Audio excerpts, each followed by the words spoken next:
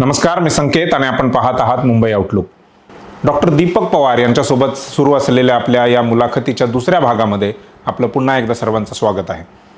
ही निवडणूक आपण महाराष्ट्राच्या विधानसभेच्या पार्श्वभूमीवर करत आहोत. पहिल्या भागामध्ये आपण बऱ्याच गोष्टींवरती चर्चा केलेली आहे. महाराष्ट्राची सामाजिक राजकीय परिस्थिती काय आहे, लोकसभेनंतर ती कशी बदलत गेली, ह्या विधानसभेच्या निवडणुकीमध्ये कोणकोणते एक्स फॅक्टर आहेत, आणि ही अशीच चर्चा आपण या दुसऱ्या भागामध्ये देखील सुरू ठेवणार आहोत. डॉक्टर दीपक पवार आपल्यासोबत आहेत. सर, पुन्हा एकदा आपलं स्वागत आहे. धन्यवाद. असं म्हटलं जातं की महाराष्ट्रामध्ये 6 विभाग आहेत आणि 6 विभाग म्हणजे एक एक प्रकारचं राज्य आहे. तिथली सामाजिक परिस्थिती, तिथली राजकीय परिस्थिती, तिथले मुद्दे हे पण काही संपूर्ण पॅन महाराष्ट्र काही सारखे नाही आहेत. तर ह्या विभागनिहाय जर आपण बघितलं, मराठवाड्यामध्ये सध्या मनोज जरांगे पाटील त्यांचा मुद्दा आहे. विदर्भामध्ये बघितलं तर शेतकऱ्यांचे वेगळे प्रश्न आहेत, दुष्काळाचा प्रश्न आहे, तसा तो मराठवाड्यामध्ये देखील आहे. परंतु प्रत्येक विभागामध्ये वेगवेगळं राजकीय परिस्थिती आहे. पश्चिम महाराष्ट्रामध्ये राष्ट्रवादी किंवा शरद पवारांचं वर्चस्व असलेला एक तो भाग आहे. मुंबईमध्ये बघितलं, मुंबई ठाणे, तर तो शिवसेना म्हणजे उद्धव ठाकरेंच्या बाजूने झुकलेला मतदारसंघ आहे. तर विभागनिहाय तुम्ही कसं बघता ह्या निवडणुकीकडे? आपण जर मराठवाड्यापासून सुरुवात केली ना, तर मराठवाड्यामध्ये जरांगे पाटलांनी भारतीय जनता पक्षाला लोकसभेमध्ये मोठा धक्का दिला. म्हणजे पंकजा मुंडेंचा झालेला पराभव म्हणा, रावसाहेब दानवेंचा झालेला पराभव, पण ह्या दोघांचा पराभव होतो. म्हणजे रावसाहेब दानवेंचा पराभव होतो, पंकजा मुंडेंचा म्हणजे निसटता का होईना पराभव होतो, पण संदीपान भुमरे कसे काय निवडून येतात? म्हणजे याचा अर्थ महायुतीमधल्या कोणाला मदत करायची आहे आणि कोणाला करायची नाही, याचं काहीतरी एक आतून मेसेज गेलेला आहे की नाही तर संदीपान भुमरेंचा विजय होण्याचं काहीच कारण नव्हतं. अशाच पद्धतीनं म्हणजे असं चित्र निर्माण झालेलं आहे की जरांगेंचं राजकारण नेमकं कोणाचं राजकारण आहे? म्हणजे जरांगेंचं राजकारण मराठा समाजाचं राजकारण आहे, आरक्षणाचं राजकारण आहे, मराठ्यांना ओबीसीमध्ये समाविष्ट करून घ्यावं हे राजकारण आहे. पण महाराष्ट्राच्या बृहद राजकारणामध्ये, मॅक्रो राजकारणामध्ये ते कोणाचं राजकारण करतात? तर नेहमीप्रमाणे आपल्याकडे जो आरोप सतत होत राहतो की हे शरद पवारांचा माणूस आहे. मग नंतर एका टप्प्याला असं लक्षात आलं लोकांच्या की ते फडणवीसांवर टीका करतात पण शिंदेंवर करत नाही. आणि मग तुम्ही जर त्यांच्याकडे जाणाऱ्या माणसांची यादी पाहिली तर उदय सामंत त्यांच्याकडे गेले आहेत, एकनाथ शिंदेंचे OSD असलेले मंगेश चिवटे त्यांच्याकडे गेलेले आहेत, किंवा संदीपान भुमरे त्यांच्याकडे गेले आहेत, अर्जुन खोतकर त्यांच्याकडे गेले आहेत. अशी अनेक मंडळी जी शिंदे साहेबांचे मेसेंजर म्हणून त्यांच्याकडे गेलेली आहे. आता हे सगळे लोक काय दरवेळेला आरक्षणाचं मागे पुढे काय करायचं ह्याचीच चर्चा करत असतील का? याचा अर्थ की तुम्ही कोणासाठीचं राजकारण करताय. मला असं वाटतं की जरांगेंचं आताच्या राजकारणाबद्दल आपण बोलूच, पण जरांगे पहिल्यांदा जेव्हा मुंबईत येत होते त्यावेळेला त्यांनी शिंद्यांच्या त्या तथाकथित GRला बळी न पडता जर ते मुंबईत आले असते तर मराठ्यांच्या राजकारणाचं रूपच बदललं असतं. म्हणजे त्यांनी वाशीतच गुलाल उधळला आणि तो यशाचा गुलाल आहे असं ते आजही म्हणतात. म्हणजे ते काय ठीक आहे, प्रत्येक चळवळ चालवणाऱ्या माणसाला आपण जे केलं ते यशस्वी झालं असं म्हणण्याचा अधिकार आहे. पण मला असं वाटतं की मराठ्यांचं हे आंदोलन नवी मुंबईत न थांबता जर मुंबईत आझाद मैदानात येऊन अगदी 2 दिवस जरी ते थांबवू शकले असते तर शिंद्यांना आणि महायुतीच्या सरकारला वेगळ्या पद्धतीने वागावं लागलं असतं. पण समहाऊ ते मॅनेज करता आलं त्यांना. आता जरांगेंनी आधी असं म्हटलं की प्रत्येक मतदारसंघात 4-5 जणांनी अर्ज भरा, मग आपण ठरवूया कोणाला तिकीट द्यायचं आहे. मग एक दिवस आधी ते असं म्हणले की उद्या आम्ही जाहीर करणार आहे की कोण निवडणुका लढवणार आहे, आणि मग त्यांनी असं जाहीर केलं की एका जातीच्या जीवावर तुम्हाला निवडणुका लढवता येत नाही. आता एका जातीच्या जीवावर निवडणुका जिंकता येत नाहीत हे सांगण्यासाठी तुम्हाला एवढा सगळा खटाटोप करण्याची गरजच नाही. पण ते एक दिवस म्हणजे ज्या दिवशी फॉर्म मागे घ्यायची तारीख आहे त्याच दिवशी कसं तुम्हाला तो सुज्ञपणा आला? तर याचं कारण मला असं दिसतं की एक म्हणजे निवडणुकीचं राजकारण आणि चळवळीचं राजकारण किंवा दबाव गटाचं राजकारण ह्या 2 स्वतंत्र गोष्टी आहेत. दबाव गटाच्या राजकारणामध्ये तुम्हाला लोकांच्या समोर जाऊन मतं मागायची नाही आहेत. दबाव गटाच्या राजकारणामध्ये आता तुम्हाला सोशल मीडिया वापरायचा आहे, मीडियामध्ये नॅरेटिव्ह सेट करायचं आहे आणि लोकांना एकत्र आणायचं. आणि जरांगेंनी एका अर्थाने ज्या पद्धतीने त्यांच्या उपोषणांची मालिका केली त्यातून एक प्रकारची सहानुभूती पण निर्माण होते, काळजी निर्माण होते त्यांच्या भोवतीच्या लोकांच्या मनामध्ये. पण निवडणुका लढवायच्या तर निवडणूक ही क्रूर गोष्ट आहे. त्याच्यामध्ये तुम्ही जिंकता किंवा तुम्ही हारता. म्हणजे अगदी अर्ज भरायला गेलेल्या माणसाला जर हार्ट अटॅक आला, असं काही जणांचं झालंय 2 दिवसांच्या पूर्वी, तर लोकांना काही त्यांच्याबद्दल फार वाईट वाटतं असं नाही. म्हणजे विरोधकांना अरे वा फारच छान, त्यानिमित्ताने आपला मार्गातला काटा दूर झाला असंच वाटण्याची शक्यता. त्यामुळे इलेक्टोरल पॉलिटिक्स ही अतिशय रुथलेस, निर्घृण अशा स्वरूपाची गोष्ट आहे. तर जरांगेंनी असं म्हणणं की बाबा एका जातीच्या जीवावर निवडणुका लढवता येत नाहीत, पण मग तुम्ही दलितांमधनं आनंदराज आंबेडकरांना तुम्ही सोबत घेतलं होतं, तुम्ही काही मौलवींना सोबत घेतलं होतं. आता प्रश्न तुम्ही आनंदराज आंबेडकरांना सोबत घेतलंय हा नाहीये, प्रश्न किती दलित आनंदराज आंबेडकरांच्या सोबत आहेत हा आहे. तुम्ही जो मौलवी तुमच्या सोबत आहे त्याच्या मागे किती मुसलमान आहे हा प्रश्न आहे. म्हणजे कदाचित मतदार म्हणून किती मुस्लिम आहेत. त्यामुळे कदाचित जरांगेंच्या हे लक्षात आलं असेल की त्यांच्या उमेदवारांना जिंकण्या इतकी मतं मिळण्याची शक्यता नाहीये, पण त्यांच्या उमेदवारांनी माघार घेतली तर जो काही एक कलेक्टिव्ह सपोर्ट बेस आहे त्यांचा, तो एखाद्या विशिष्ट उमेदवाराच्या मागे निवडणुकीच्या प्रत्यक्ष दिवसाच्या अगोदर 2 दिवस मेसेजिंग करून वापरता येण्याची शक्यता आहे. त्यामुळे मला आता जरांगेंचं जे राजकारण दिसतं ते या प्रकारचं आहे. म्हणजे त्याच्यावरच्या ज्या कॉमेंट्स आल्या, म्हणजे भुजबळांनी पण म्हटलं की छान झालं जरांगेंनी उमेदवार दिला, आम्ही त्याचं स्वागत करतो. आता भुजबळांनी स्वागत करणं त्यांना भागच आहे, कारण येवल्यामध्ये जर सगळे मराठी भुजबळांच्या विरुद्ध उठून उभे राहिले तर भुजबळांचं दुकानच बंद होईल. तेच त्यांच्या पुतण्याच्या बद्दलही होण्याची शक्यता आहे.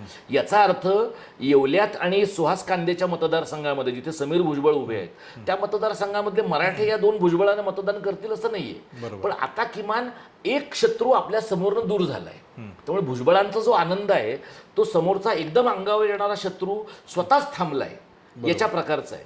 मला त्यातली शरद पवारांची प्रतिक्रिया इंटरेस्टिंग वाटते. ते असं म्हणाले की याच्या मागे आम्ही नाही आहोत, कारण त्यांना खात्री आहे की लोक म्हणतील ह्याच्या मागे हेच आहेत. पण त्याने असं म्हटलंय की जरांगे भाजपला विरोध करतायत आणि आम्ही भाजपला विरोध करतोय. त्यामुळे एका अर्थाने त्यांचाही अजेंडा तोच आहे आणि आमचाही अजेंडा तोच आहे. तर आता जरांगेंच्या ह्या काय म्हणूया आपण टॅक्टिकल माघारीचा, धोरणात्मक त्यांनी घेतलेल्या माघारीचा कोणाला फायदा होईल.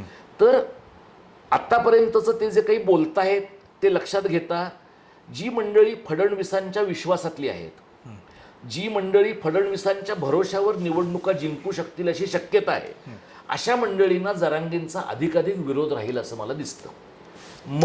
थेट नुकसान त्यांचं होईल, त्यांचं थेट नुकसान होईल किंवा किमान त्यांचं थेट नुकसान करण्याचा त्यांचा प्रयत्न राहील.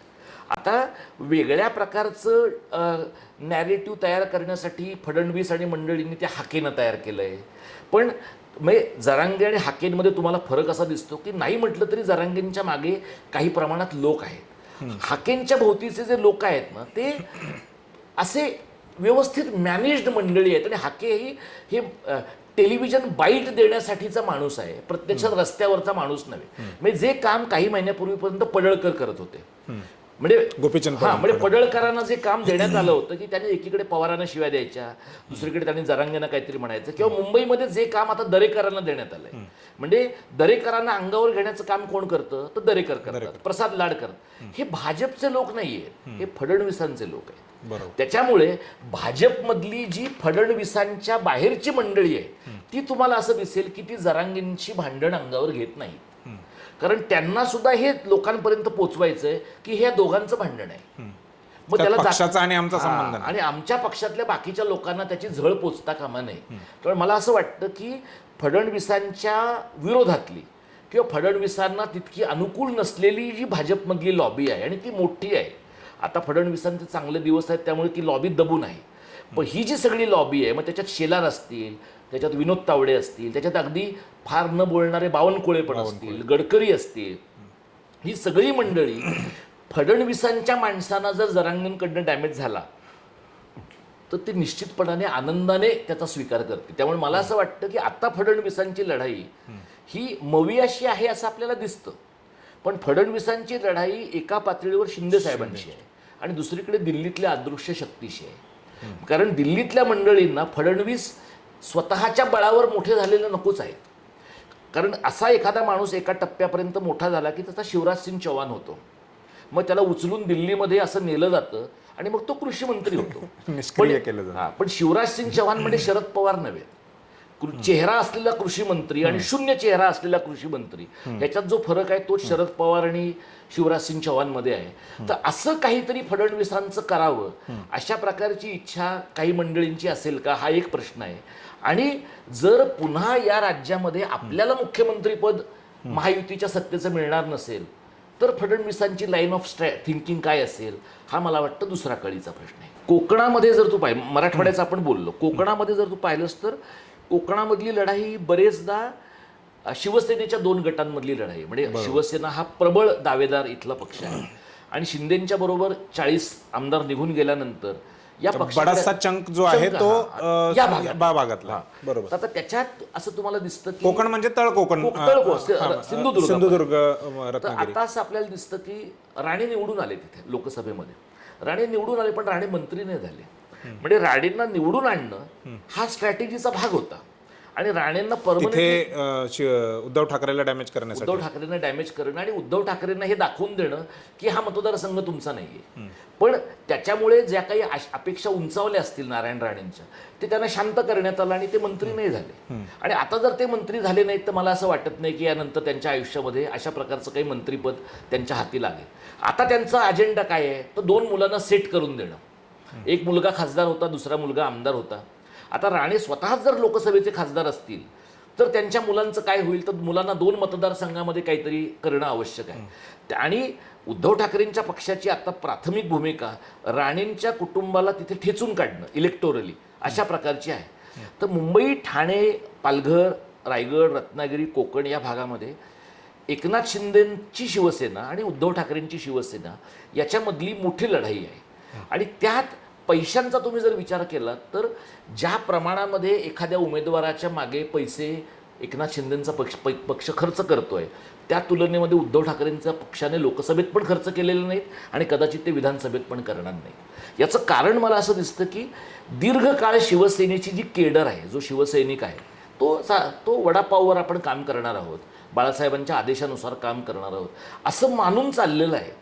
पण आता शिवसेनेच्या नेतृत्वाने हे लक्षात घेतलं पाहिजे की काळ बदलला आहे आणि आता जर 50 मतं, 100 मतं, 200 मतं, 500 मतं घेण्यासाठी तुम्हाला माणसाची निष्ठा विकतच घ्यावी लागत असेल आणि त्यासाठी वाटेल ती किंमत मोजण्याची जर समोरच्या तुमच्या पक्षातूनच फुटलेल्या लोकांची तयारी असेल तर तुम्हाला जुनं राजकारण यानंतरच्या काळात करता येणार नाही. त्यामुळे आत्ता उद्धव ठाकरेंच्या समोरचं चॅलेंज या कोकण पट्ट्यामध्ये जास्तीत जास्त सीट्स ताब्यात घेणं आणि मुंबईमध्ये जास्तीत जास्त सीट्स ताब्यात घेणं, कारण त्यांची खरी लढाई मुंबई महापालिकेत आहे. नंतरची निवडणूक तीच आहे. म्हणजे मुंबई महानगरपालिकेच्या निवडणुका का नाही झालेल्या, खऱ्या तर खूपच मागे व्हायला पाहिजे होत्या. पण मुंबई महानगरपालिका ही सोन्याची कोंबडी आहे.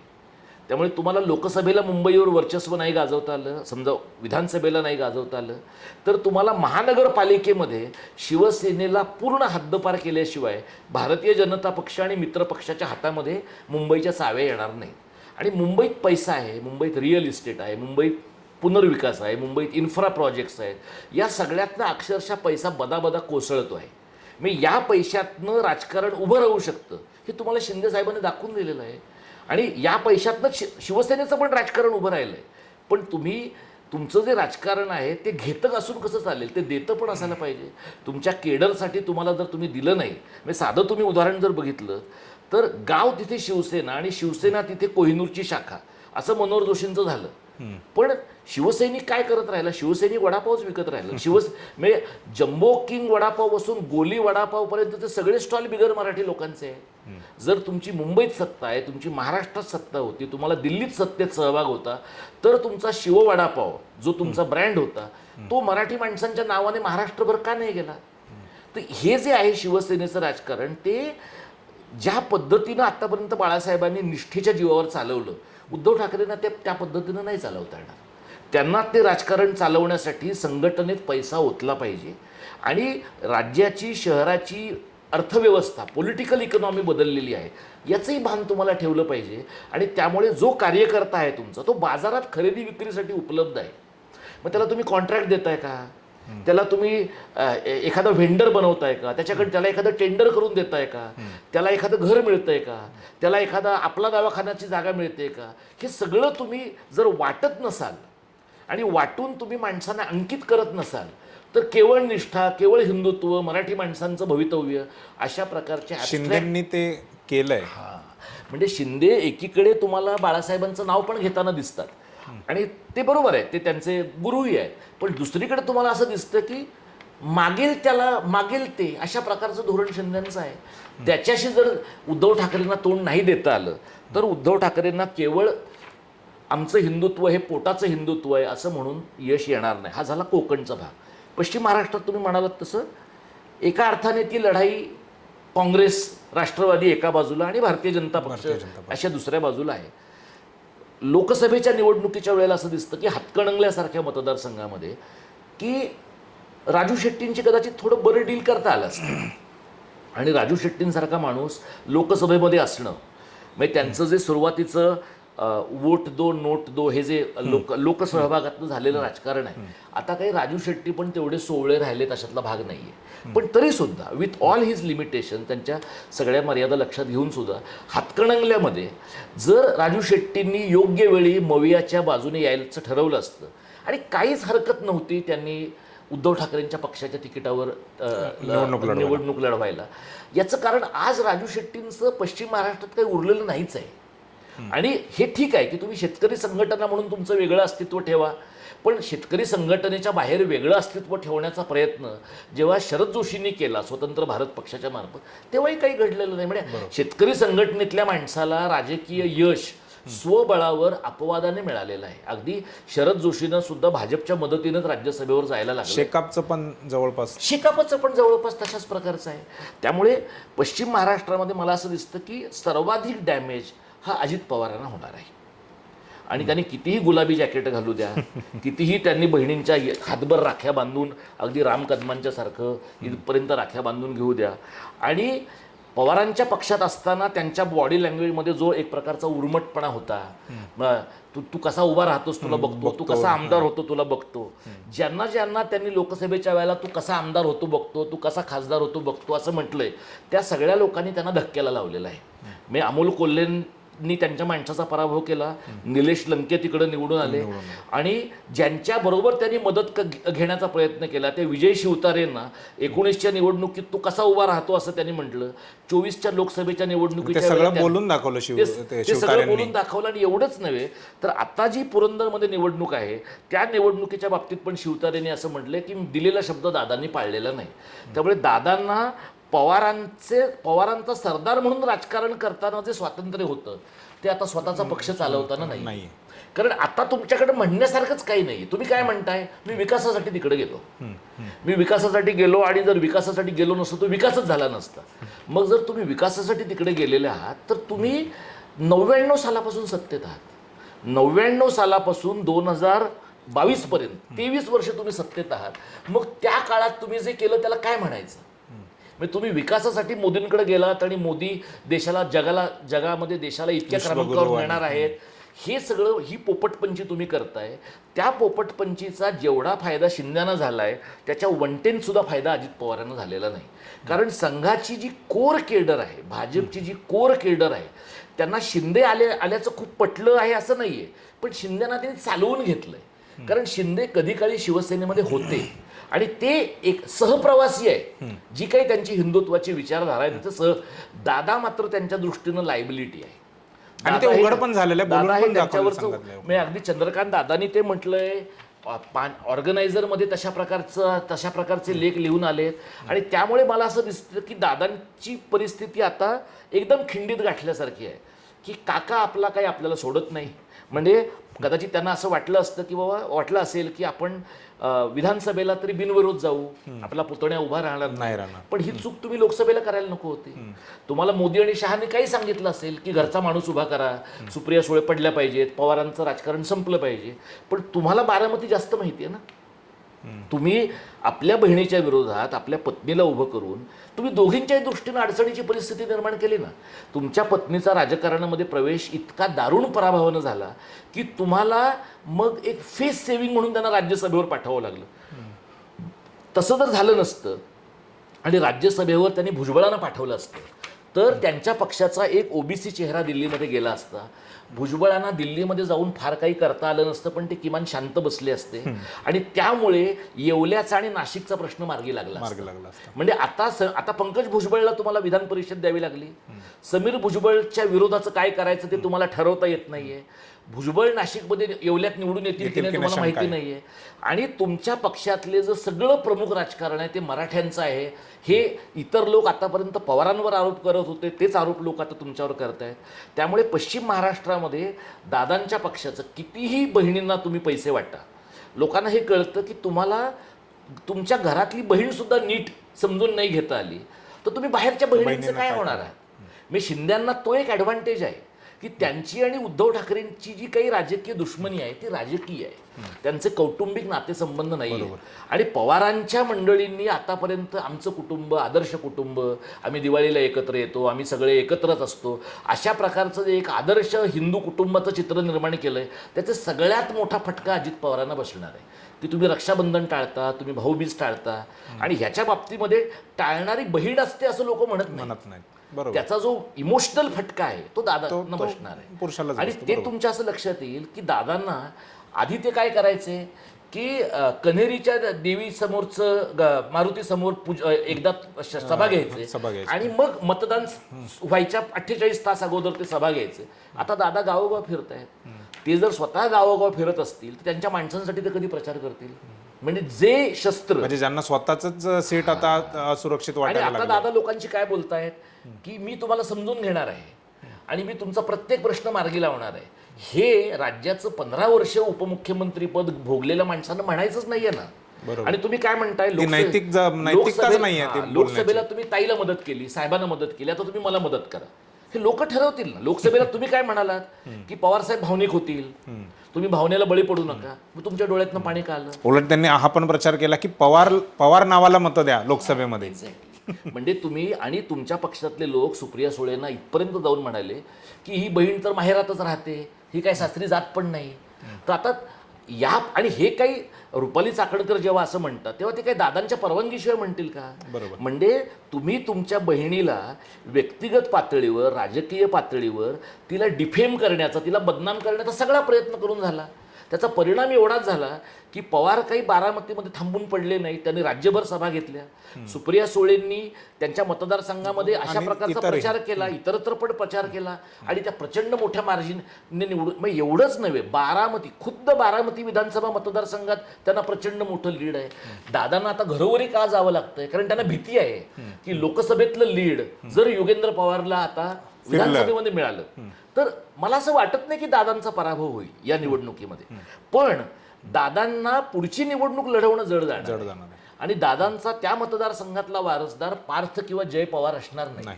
तिथे लोकांना योगेंद्रचा विचार करावा लागेल. हे विचार करूनच पवारांनी, म्हणजे तुम्ही पक्ष फोडलात पण पवारांनी तुमच्या घरामध्ये उभी फट मारली ना. तुमचा भाऊ तिकडे आहे आणि तुम्ही श्रीनिवास पवारांचे जर युक्तिवाद पाहिलेत तर श्रीनिवास पवार हे आपल्या सख्ख्या भावाला नीट ओळखत असल्यामुळे त्यांचे युक्तिवाद अगदी चोख आहे. म्हणजे तिथे पवारांना काही बोलावंही लागत नाही. तर हे मला वाटतं की दादांचा विषय पूर्णपणे श्रीनिवास पवार हेच मार्गी लावतात. हे दादांना करता नाही आलं. म्हणजे इतकी वर्ष पवारांच्या बरोबर त्यांनी राजकारण केलं पण पाहुण्याच्या काठीने विंचू मारता येऊ शकतो हे ते पवारांकडनं शिकले नाहीत, एक गोष्ट. आणि पवारांच्या बाजूने मला असं वाटतं की आपला हा जो पुतणे आहे ज्याला आपण सगळी सत्ता जवळपास डेलिगेट केली, तो माणूस स्वबळावर राज्य नाही चालवू शकणार याची पवारांना कदाचित फार सुरुवातीपासून खात्री होती का, म्हणून त्यांनी कधीच मुख्यमंत्रीपद घेतलं नाही आणि म्हणून ते कायम उपमुख्यमंत्री पदावर राहिले. म्हणजे राज्यातला मोठा पक्ष असून देखील त्यांनी कधी मुख्यमंत्री. आणि ह्याच्याबद्दल आता दादांनी मध्यंतरी टीकाही केलेली होती की आमचा पक्ष 99 साली पहिला पक्ष होता पण पवारसाहेबांनी नाही घेतलं. तर मला वाटतं कदाचित जसं बाळासाहेबांनी उद्धव ठाकरेंना त्यांच्या पक्षाचं प्रमुख पद दिलं तेव्हा लोक असं म्हणाले की नाही पण राज हाच त्यांचा खरा वारसदार आहे. तुम्ही 25 वर्ष पुढे जाऊन पाहिलं तर तुम्हाला कळतं की नाही त्यांचा निर्णय तेव्हा चुकीचा वाटला तरी बरोबर होता. कदाचित शरद पवारांचंही तसंच असणार. आपल्या पुतण्याला काय झेपू शकतं, काय पर्यंतची झेप आहे याचा विचार त्यांनी कदाचित केला असेल. त्यामुळे पश्चिम महाराष्ट्रात दादांच्या पक्षाचं नुकसान होईल असं मला वाटतं. विदर्भामध्ये काँग्रेसला चांगला म्हणजे चांगला पाठिंबा लोकसभेच्या वेळेला मिळालेला, पण तिथे काँग्रेसचे खरे शत्रू कदाचित नाना पटोले आहेत. म्हणजे ज्या पद्धतीने नाना पटोले अतिशय आक्रमक आहेत आणि ते महाविकास आघाडीच्या सगळ्या मारामाऱ्यांमध्ये आणि त्या सगळ्या मतदारसंघ निवडण्याच्या प्रक्रियेमध्ये ते खूप आक्रमक होते वगैरे, बरोबर आहे. पण नाना पटोलेंनी हे पण लक्षात घेतलं पाहिजे, एक म्हणजे हे जे सरकार 2022 साली आलं, नाना पटोलेंनी अवसान घातकीपणा करून जर विधानसभेचं अध्यक्षपद सोडलं नसतं तर कदाचित हे दिवसच ह्यांना पाहावे लागले नसते.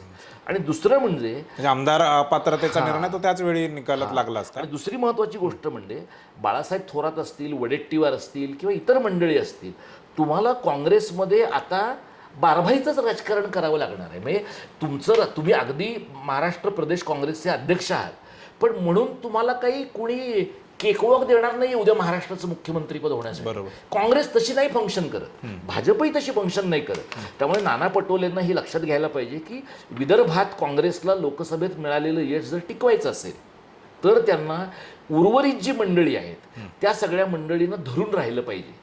पण नाना पटोलेंचं मला असं दिसतं की शत्रू निर्माण करण्यात त्यांना आनंद आहे. मित्रपक्षातले शत्रू निर्माण मित्रपक्षातले शत्रू निर्माण करण्यामध्ये. आणि त्यामुळे मित्रपक्षातल्या शत्रूंनी जर काही मतदारसंघांमध्ये विदर्भात भाजप आणि महायुतीला मदत केली तर त्याचा काँग्रेसला तोटा होऊ शकेल. राहिला प्रश्न खानदेशातला, जिथे गिरीश महाजन, दादा भुसे ही सगळी म्हणजे बीजेपीचं आणि त्या लोकांचं महायुतीचं वर्चस्व आहे उत्तर महाराष्ट्रात. आता तिथे खरं अगदी काही वर्षापूर्वी 14 सालापर्यंत नाथाभाऊ खडसेंचं खूप वर्चस्व होतं. पण देवेंद्र फडणवीसांनी त्यांच्या हिटलिस्टवर असलेल्या ज्या माणसांना ठरवून संपवलं त्याच्यातले एक एकनाथ खडसे आहे. एकनाथ खडसेंचं राजकारण त्यांनी संपवलं, त्यांचं आजारपणही एकनाथ खडसेंचं आहे, त्याच्यामुळे ते मागे पडले. आणि आत्ताच्या निवडणुकीच्या वेळेला मला वाटतं की राष्ट्रवादी काँग्रेस, शरद पवार गट हा एकनाथ खडसेंच्या बाबतीत जेवढा सहनशील राहिलेला आहे तेवढा त्यांचा मूळ पक्ष पण राहिला नाही. म्हणजे लोकसभेच्या वेळेला नाथाभाऊ खडसे असं म्हणले की मी चाललो भाजपमध्ये, आणि मग त्यांनी रक्षा खडसेंचा प्रचार पण केला. म्हणजे ते अगदी माप ओलांडून भाजपकडे चाललेच होते, पण तिकडे त्यांना घ्यायलाही कोणी तयार नव्हतं, दारच उघडलं नाही. आणि तिथे फडणवीस असं म्हणत राहिले की वरून जो आदेश येईल तसं आम्ही करू. गिरीश महाजन म्हणाले की फडणवीस म्हणतील तसं आम्ही करणार आहोत. पण याचा अर्थ फडणवीसांना आणि गिरीश महाजनांना ते नकोच होते. तर कुठल्या तरी टप्प्याला मला असं वाटतं की एकनाथ खडसेंनी हे लक्षात घ्यायला पाहिजे होतं की तुम्हाला विधान परिषद शरद पवारांच्या पक्षाने दिली आणि ती तुमची काढून नाही घेतली त्यांनी. शरद पवारांचं त्यावेळच्या मुलाखतीतलं वाक्य आहे, त्यांना जेव्हा विचारण्यात आलं की मग ह्यांच्या विधान परिषदेचं काय आहे, तर ते असं म्हणाले की एकदा गोष्ट दिली ती दिली. तर मला असं वाटतं की आता ते पुन्हा आपल्या मुलीच्या लढाईसाठी राष्ट्रवादी काँग्रेसमध्ये आहे असं म्हणत आहेत. तर त्यांनी हे ठरवायला पाहिजे. आता त्यांचं स्वतःचं राजकारण संपलं आहे. म्हणजे अगदी उद्या मवियाचं सरकार जरी आलं तरी एकनाथ खडसेंना काही मिळण्याची काही शक्यता नाही. विधान परिषद हाच त्यांच्या दृष्टीनं मोठा बोनस आहे. म्हणजे कदाचित मला वाटतं त्या मानाने त्यांची मुलगी जास्त कन्सिस्टंट आहे. म्हणजे रोहिणी खडसेंनी आपल्या वडिलांनी तिकडं जायचं ठरवलं तरी त्यांनी राष्ट्रवादी काँग्रेसमध्ये राहायचं ठरवलं आणि कदाचित त्यामुळेच त्यांना त्या पक्षाने तिकीट दिलेलं आहे. तर नाथाभाऊने ठरवायला पाहिजे की ते लोकसभेत एका पक्षात आहेत का आणि विधानसभेत दुसऱ्या पक्षात आहेत. आता हा खेळ एक निवडणूक चाललाय, पुढच्या निवडणुकीमध्ये नाही चालणार. आणि या परिस्थितीमध्ये आता दादा भुसे, गुलाबराव पाटील ही जी मंडळी आहेत जे एका अर्थाने पक्षांतराचे लाभार्थी आहेत आणि या सगळ्या मंडळींनी पक्षांतर केल्यानंतर, सरकार स्थापन केल्यानंतर योजनांचा पाऊस पाडलेला आहे असं शिंदे साहेबांच्या उपस्थितीत त्या मतदारसंघांमध्ये जाहीर केलेलं आहे. बरोबर. तर आता ते जे त्यांनी जाहीर करणं आहे ते तळाला दिसतंय का, जमिनीवर दिसतंय का, आणि यांच्याबद्दलचा अंतर्गत राग काय आहे. म्हणजे गुलाबराव पाटील हे तसे थिएट्रिक्स करणारे, असे जरा नाट्यमय अशा प्रकारचं बोलणारे गृहस्थ आहे. पण दादा भुसे हे अगदी मवियाच्या सरकारमध्ये पण इनसिग्निफिकंट मंत्री होते. त्यांना जरा थोडा चेहरा कधी आला ते 40 बंडखोर इथनं सुरतला आणि मग गुवाहाटीला गेले त्यावेळेला.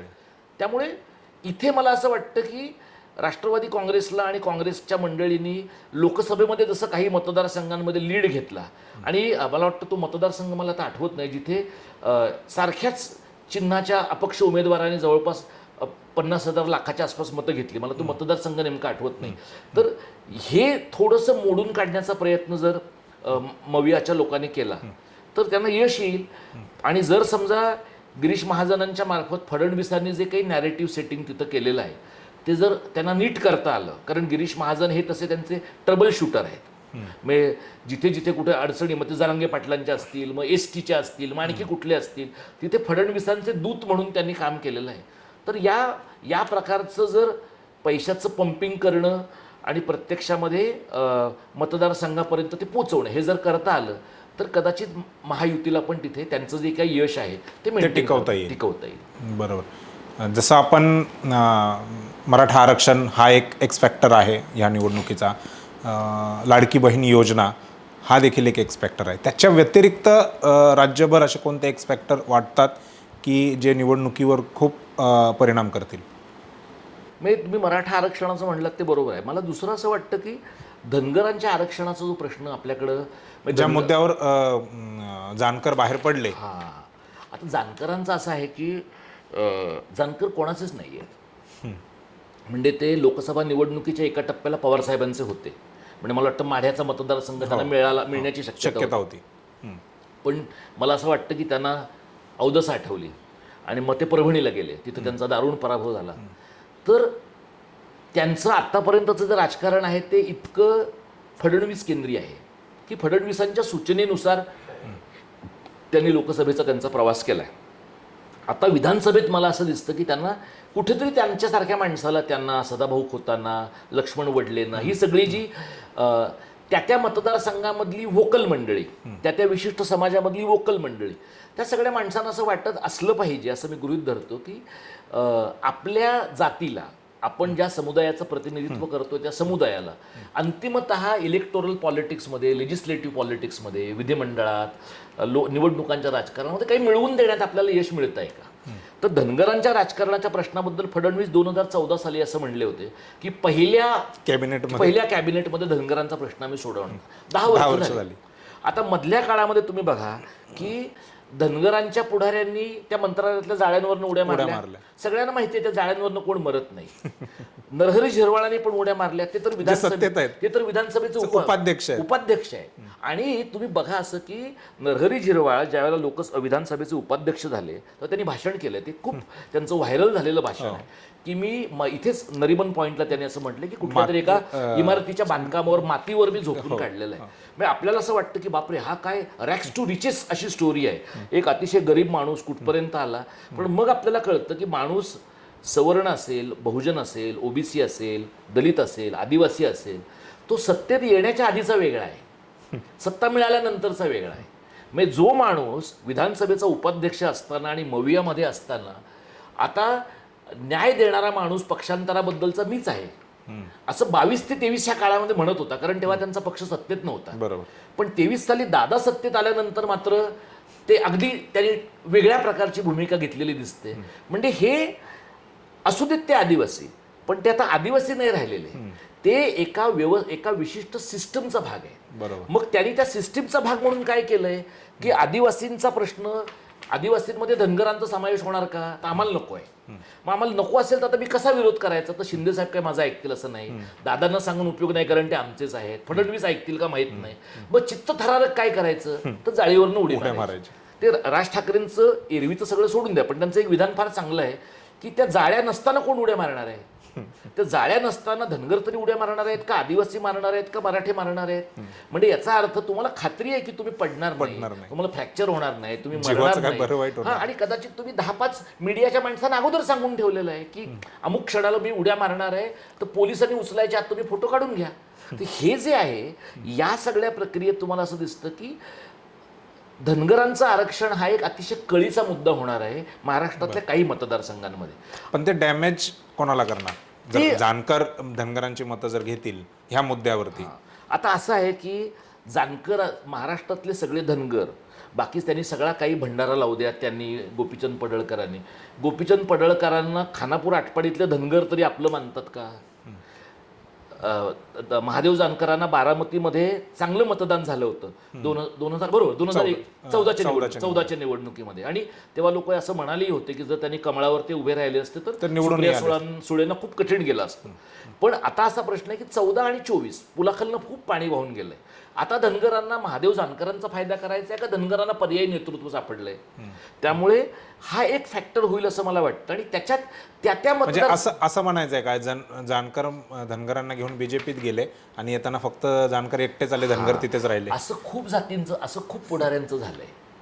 मग कुणी माळ्यांना घेऊन गेलंय आणि माळी तिकडेच राहिले, नेताच बाहेर आला. जसं तुम्हाला असं दिसेल की मोठ्या आता बबन घोलपांचं तुम्ही बघा. बबन घोलप हे तर इतकं इंटरेस्टिंग उदाहरण आहे की ते एक दिवस ते ठाकरेंच्या पक्षातनं शिंदेंच्या पक्षात गेले, कारण त्यांना तिकीट कमिट झालं होतं ते मिळालं नाही. मग ते गेले, त्यांचा मुलगा राहिला. मग त्यांच्या मुलाला ठाकरेंनी तिकीट दिलं. मग 2 दिवसांनी ते परत ठाकरेंच्या पक्षामध्ये आलं. मग एवढा कोडगेपणा, एवढा निर्लज्जपणा हा सर्वपक्षीय सर्व जातीय राजकारण्यांच्यामध्ये आहे. आणि त्यांना आपली जात, आपला प्रदेश, आपला प्रांत हे सगळी ही टोपी का हवी आहे? कारण त्यांना खाजगी दुकान चालवायचं आहे. आणि हे फक्त घोलपंच नाही, हे रामदास कदमांनी पण केलं, हे नारायण राणेंनी पण केलं. ज्यांना ज्यांना 1 मुलगा 2 मुली, 2 मुलं 1 मुलगी असं जे काही आहे, त्या सगळ्यांनी आपले राजपुत्र, आपल्या राजकन्या, आपली सून, आपला भाचा, आपला जावई यांचं संस्थान चालू ठेवण्याच्यासाठी त्यांनी जातीची शस्त्र वापरलेली आहे. तर एक मला असं वाटतं, जे व्हावं अशी माझी इच्छा आहे, पण होईल का नाही मला माहीत नाही. कारण आपल्याकडे अशी म्हणण्याची पद्धत आहे की मतदार हा राजा आहे, मतदार हा शहाणा आहे, आणि ग्रामीण भागातला मतदार वेडा आहे पण शहरातला मात्र शहाणा आहे. तर मला असं वाटतं की सर्व ठिकाणचा मतदार हा शहाणा पण असू शकतो आणि विकाऊ पण असू शकतो. म्हणजे गावातल्या मतदाराला जसं तुम्ही साडी दिली, धाब्यावर जेवण दिलं किंवा 500ची नोट दिली की तो तुमच्या ताब्यात येतो असं एक गृहीतक आहे. तसं मुंबई शहरामध्ये तुम्ही बघा की कोऑपरेटिव्ह सोसायट्यांच्या मध्ये तुम्ही एक साईबाबांचं मंदिर बांधून दिलं, तुम्ही सत्यनारायणाची पूजा घालून दिली, तुम्ही आतमध्ये त्या लाद्या घालून दिल्या, जे तुमचं काम नाहीये, जे नगरसेवकाचं अजिबात काम नाहीये. किंवा तुम्ही लोकांना 4 धामला घेऊन गेला, तुम्ही शिर्डीच्या साईबाबांना घेऊन गेलात की लोक आपोआप तिथे विक्रीला उपलब्ध आहे. तर हे मला असं वाटतं की हे जे लोकशाहीच्या नावाखाली चाललेलं राजपुत्र राजकन्यांचं राजकारण आहे ना, ह्याला छेद दिला जाणं हा या निवडणुकीतला एक सरप्राइझिंग मुद्दा असू शकतो. ते घडेल असं मला वाटत नाही, कारण आपल्याकडे अजूनही लोकांना एखादा ठाकरे, एखादा पवार, एखादा पिचड, हे मोठे संस्थानिक आणि छोटे संस्थानिक असाच आपल्याकडचा फरक आहे. त्याच्यामुळे लोक असं म्हणजे तुम्ही साधे त्या मतदारसंघामधल्या आमदाराच्या मुलामुलींच्या मागे जसे लोक फिरताना तुम्ही पाहिलेत, तर हा दादा, ती ताई, ती दिदी, या पद्धतीने हा ती भाऊ, आणि मग त्याच्या खाली एक 50 माणसांची मुंडकी तुम्हाला त्या होर्डिंगवर दिसतात. तर हे जे लोक आहेत ना, तर आपला समाज हा एका पातळीवर अशा प्रकारे वशीकरण झालेल्या अशा प्रकारच्या शरणागत लोकांचा समुदाय आहे आणि तो सर्वपक्षीय आहे. तर ह्याला छेद दिला जाणारं काही घडलं ना, तर तो नवा एक्स फॅक्टर असेल असं मला वाटतं. पण म्हणजे दिस इज होपिंग अगेन्स्ट होप. मला असं वाटत नाही की आपले लोक काहीतरी मेजर झटका बसल्याशिवाय काही एवढे सुधारतील असं. एकतर महायुतीतले लोक महाविकास आघाडीतले लोक भाजपवरती आरोप करत आहेत की फोडाफोडीचं जे राजकारण आहे ते भाजप करत आहे. परंतु या फोडाफोडीच्या राजकारणाची सुरुवात जशी पवारसाहेबांच्या अगोदर जरी महाराष्ट्रामध्ये किंवा देशभरामध्ये होत असली तरी ते लोक आज जिवंत नाही आहेत. आज जिवंत आहेत शरद पवार, आणि त्यांनी देखील असंच राजकारण केलेलं आहे. मग त्यांनी पक्ष फोडलेले आहे, त्यांनी कुटुंब फोडलेली आहेत. तर ह्या पवारसाहेबांच्या राजकारणाला तुम्ही कसं बघता? आणि दुसरा महत्त्वाचा प्रश्न मला हा विचारायचा आहे की पवारसाहेबांवरती ह्यासोबतच जो आणखीन एक मोठा आरोप केला जातो तो हा की त्यांनी आंबेडकरी चळवळीतील नेते संपवण्याचा आणि दुसऱ्या बाजूने तसं नेतृत्व पुढे येऊ नये यासाठी त्यांनी जे काम केलेलं आहे हा एक त्यांच्यावर आरोप होतो. तर ह्या दोन्ही आरोपांकडे कसं बघता? तुम्ही जो मुद्दा मांडलात आता की पवारसाहेबांनी पक्ष फोडले किंवा पक्ष फोडून सरकार स्थापन केलं, कुटुंब देखील फोडले, तर आपण आधी पक्ष फोडण्याच्या बद्दल बोलूया. की म्हणजे वसंतदादांच्या विरुद्ध त्यांनी बंड केलं, म्हणजे 78 साली, आणि त्यांनी खंजीर खुपसला. हे आपल्याकडे महाराष्ट्रातलं प्रसिद्ध वाक्य आहे की शरद पवारांनी दादांच्या पाठीत खंजीर खुपसलं.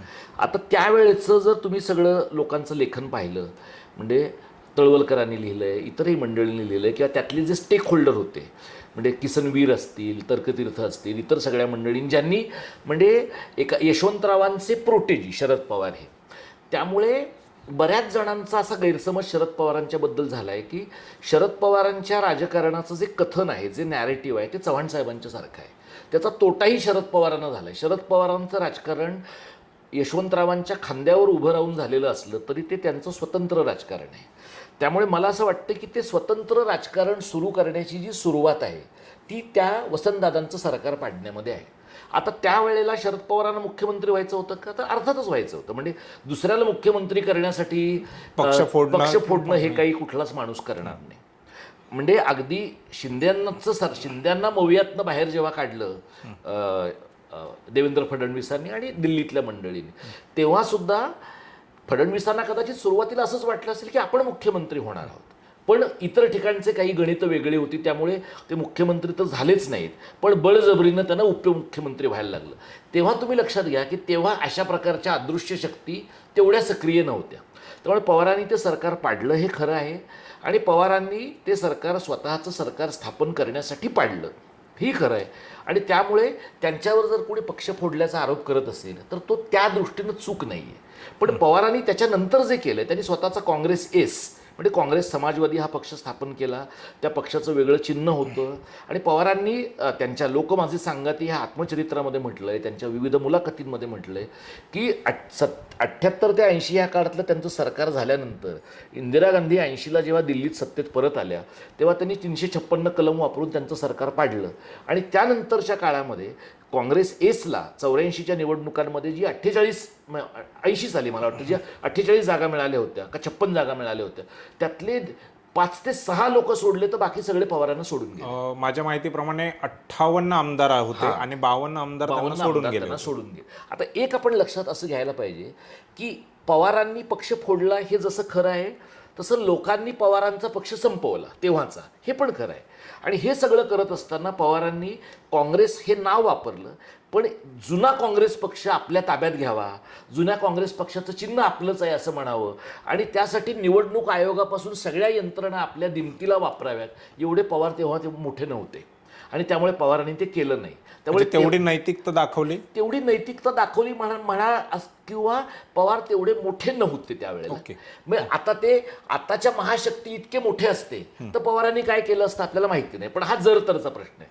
मग ते 86 साली पुन्हा काँग्रेसमध्ये आले, 12 वर्ष ते पुन्हा काँग्रेसमध्ये राहिले, आणि ते तारिक अनवर आणि पूर्णो संगमा या तिघांनी, म्हणजे पवारांच्या भाषेमध्ये सांगायचं तर अमर, अकबर आणि अँथनी या तिघांनी सोनिया गांधींच्या विरुद्ध बंड केलं. याचं कारण त्यांचं म्हणणं होतं की विदेशी वंशाची स्त्री ही भारताची पंतप्रधान होता कामा नये. आता त्यातली विसंगती अशी होती, आणि जी कुमार केतकरांनी अनेकदा दाखवून दिलेली आहे की विदेशी वंशाची व्यक्ती राष्ट्रपती झालेली तुम्हाला चालत होती, पण पंतप्रधान चालत नव्हती, कारण पवारांचाच व्यक्तिगत रस हा पंतप्रधान होण्यातला आहे, तो राष्ट्रपती होण्यातला तेव्हाही नव्हता, आता पण नाही. तर त्यावेळेला पवारांनी राष्ट्रवादी काँग्रेसची स्थापना केली. राष्ट्रवादी काँग्रेस हा काय, आणि तो पक्षसुद्धा त्यांनी स्थापन केल्यानंतर मूळच्या काँग्रेस पक्षाचं चिन्ह घेतलेलं नाही आहे. ते त्याच्यासाठी त्यांनी निवडणूक आयोगाकडे वेगळ्या खेट्या मारल्या, त्यांच्या पक्षाचं चिन्ह झालं. त्यांनी पक्ष फोडला याच्यापेक्षा अधिक गमतीची भाग ज्या म्हणजे सोनिया काँग्रेसच्या विरोधामध्ये 98 साली त्यांनी बंड केलं, त्याच पक्षाच्या बरोबरीने त्यांनी 99 साली सत्ता पत्करली. म्हणजे पवारांवर जर अनैतिकतेचा आरोप करायचा असेल तर तो पक्ष फोडलेले आहेत या घटनेपेक्षा सुद्धा त्यांनी पक्ष फोडल्यानंतर सुद्धा ज्यांच्या विरुद्ध राग होता त्यांच्याबरोबर सत्तेत जाताना त्यांना वाईट वाटलेलं नाहीये, हाय. आणि आता त्यांनी कुटुंबही फोडली, म्हणजे त्यांनी भुजबळांना पक्षातनं शिवसेनेतनं बाहेर आणलं, मग गणेश नाईकांना आणलं, अनेक लोकांना आणलं. म्हणजे अनेक मंडळी जी काँग्रेसच्या कुटुंबातली होती, आणि काँग्रेसची जी संस्थानिकांची म्हणजे गढीवाल्या मंडळींची जी कुटुंब होती त्या कुटुंबांमध्ये फाटाफूट निर्माण करणं, म्हणजे हे पवारांनी काँग्रेसमधल्या लोकांचं केलं, विरोधकांमधल्या पण केलं. म्हणजे पंडित अण्णा मुंडे आणि गोपीनाथ मुंडे यांच्यातल्या मतभेदांना धार देऊन त्यांनी धनंजय मुंडेंना आपल्या बाजूने वेगळं केलं. आता पवारांचं धनंजय मुंडेंबद्दल काही म्हणणं असेल, पण एक काळ असा होता की धनंजय मुंडे हे पवारसाहेबांचे ब्लू आईड बॉय होते, आणि धनंजय मुंडेंना पवारसाहेबांनी, अजितदादांनी खूप मोठ्या प्रमाणात बळ दिलेलं आहे. म्हणजे आता पवारांचं घर फुटलं याच्यातलं एक भाग आपण लक्षात घेतला पाहिजे. ह्याच्याकडे आपण नियतीवादी दृष्टिकोनाने न पाहता याच्याकडे आपण थोडं रिअल पॉलिटिक्सच्या भागाने, वास्तववादी राजकारणाच्या अंगाने पाहिलं तर एक काळ असा होता की पवारसाहेब लोकांची घरं फोडून आपला पक्ष मोठा करू शकत होते. आता काळ असा आहे की लोक पवारसाहेबांचं घर फोडून आपला पक्ष मोठं करू शकत आहेत. म्हणजे पवारसाहेबांच्याकडे जी बार्गेनिंग क्षमता होती, पवारसाहेबांकडे जी पेट्रोनेजची क्षमता होती, म्हणजे भुजबळ तेव्हा त्यांच्याकडे का गेले, कारण जास्त देऊ शकत होते ना. म्हणजे त्या भुजबळांनी मराठवाड्यामध्ये शिवसेना नेली, ओबीसीमध्ये शिवसेना नेली, पण बाळासाहेबांचे आवडते कोण राहिले, मनोहर जोशी राहिले. तर त्या रागातनं भुजबळ तिकडे गेले. म्हणजे असं काही भुजबळ नंतर जे सांगत राहिले की महात्मा फुल्यांच्या विचारसरणीच्या प्रेमापोटी गेलो, मंडलपोटी, तसं काही घडलेलं नाही. पण तेच भुजबळ आता नाही पवारसाहेबांच्या सोबत राहिले.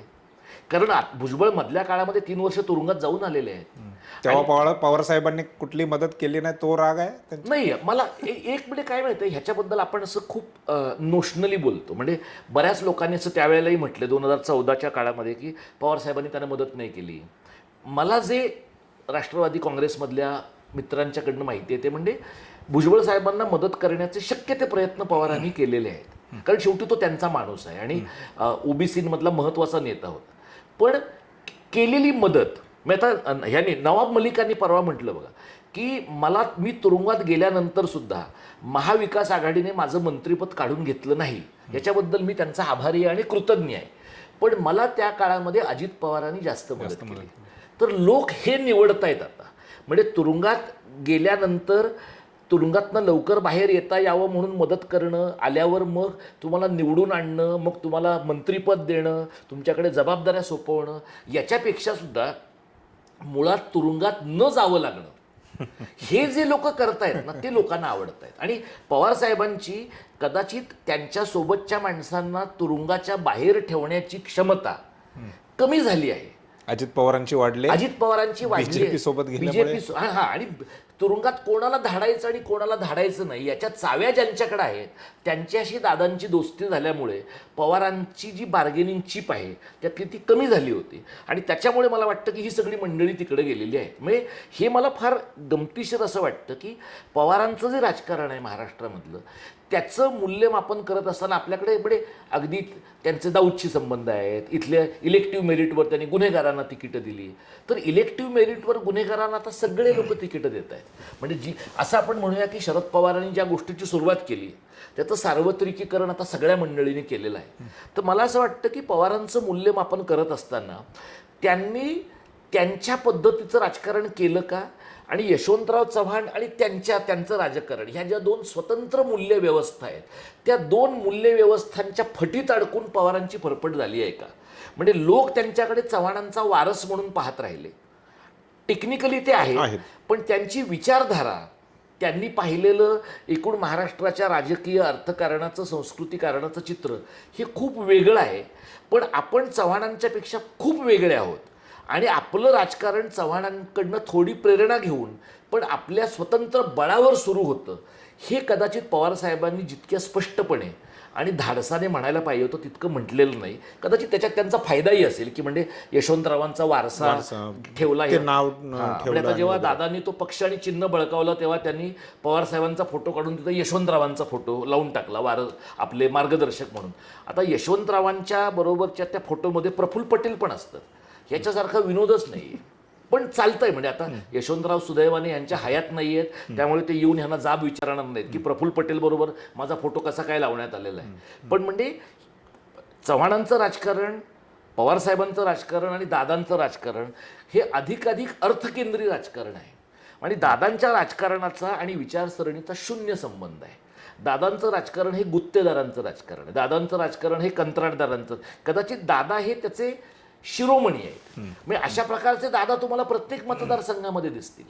म्हणजे दादा हे एकमेव नाही आहेत, कारण असं व्हॅक्यूममध्ये निर्वात पोकळीमध्ये तुम्ही ऑपरेट नाही करू शकत. दादांचा जो सगळा वाढता प्रभाव आहे, म्हणजे लोक असं आतापर्यंत म्हणायचं की दादा ज्याचं काम होईल त्याला हो म्हणून सांगतात, नाही त्याला नाही म्हणून सांगतात, दादा काही खोटी आश्वासनं देत नाहीत. पण म्हणजे दादा देत काय होते? दादा तुम्हाला काम देत होते की ह्याला काम देत होते किंवा मला काम देत होते? म्हणजे दादा असं काही सांस्कृतिक वैचारिक अशा प्रकारचं नवं नॅरेटिव्ह, नवा डिस्कोर्स, नवं विचारविश्व तयार करणं हा दादांचा हेतूच नाही आहे. पण एका अर्थाने पवारसाहेबांच्या सावलीतनं मुक्त झाल्यानंतर दादांना आपल्याला काय म्हणायचं आहे तो आता वाव आहे किंवा म्हणायचं आहे का?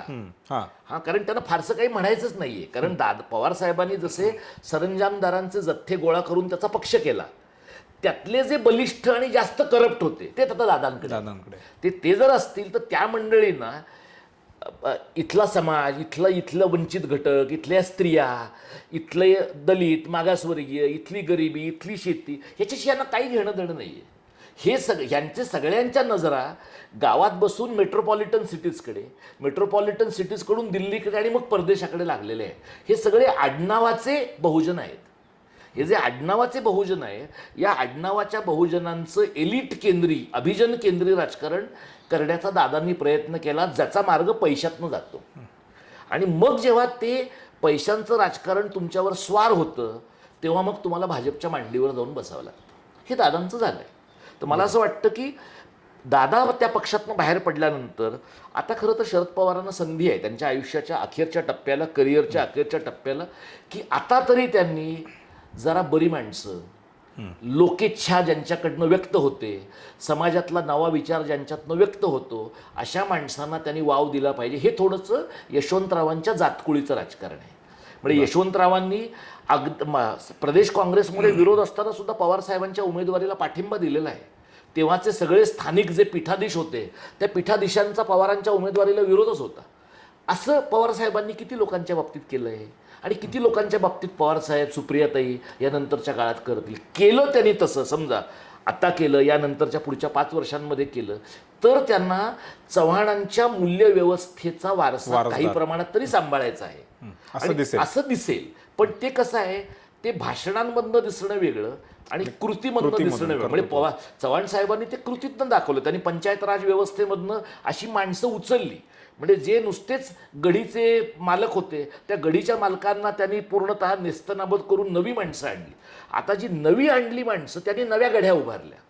कारण दर 25 वर्षांनी असे नवे संस्थानिक येतातच.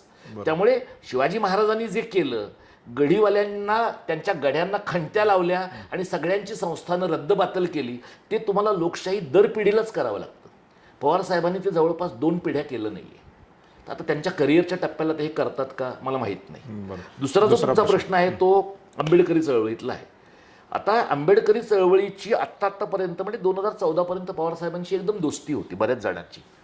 म्हणजे अगदी नीलम गोऱ्हे ज्या आता म्हणजे टनाटण वेगवेगळ्या पक्षातनं जाऊन आता त्या शिंदे साहेबांच्या पक्षामध्ये आहेत आणि विकासासाठी आहेत असं त्या म्हणतात. पण विधान परिषदेतलं उपसभापतीपद हीच त्यांच्या विकासाची व्याख्या आहे, एवढं आपल्याला कळू शकतं. आता ही जी सगळी मंडळी आहेत, या मंडळींपैकी प्रकाश आंबेडकर, रासू गवई, जोगेंद्र कवाडे आणि रामदास आठवले, या चौघांना सोशल इंजिनिअरिंगच्या प्रयोगातनं शरद पवारांनी 98 साली लोकसभेवर निवडून आणलं. आणि मला असं वाटतं की तो महत्त्वाचा प्रयोग आहे. म्हणजे तो एकदाच झालेला असेल, पण तो महत्त्वाचा प्रयोग आहे. पण त्याच्या म्हणजे गवईंचं तुम्ही जर राजकारण पाहिलं किंवा इतर मंडळींचं पाहिलं, हे राजकारण काय आहे, ज्याला आपण इंग्रजीमध्ये कोऑप्शनचं राजकारण म्हणतो, की आम्ही तुम्हाला आमच्या मतदारांची एक गठ्ठा मतं तुम्हाला मिळवून देतो, त्या बदल्यात तुम्ही आम्हाला जिल्हा परिषद घ्या, त्या बदल्यात तुम्ही आम्हाला विधान परिषदेत घ्या, विधान परिषदेचं उपसभापती पद द्या, सभापती पद द्या, जमलं तर राज्यसभा द्या. असं ते ज्याला पेटर्नेज पॉलिटिक्स आपण म्हणतो आणि समाजाच्या मतांच्या बदल्यामध्ये तुकडे स्वीकारण्याचं राजकारण आहे.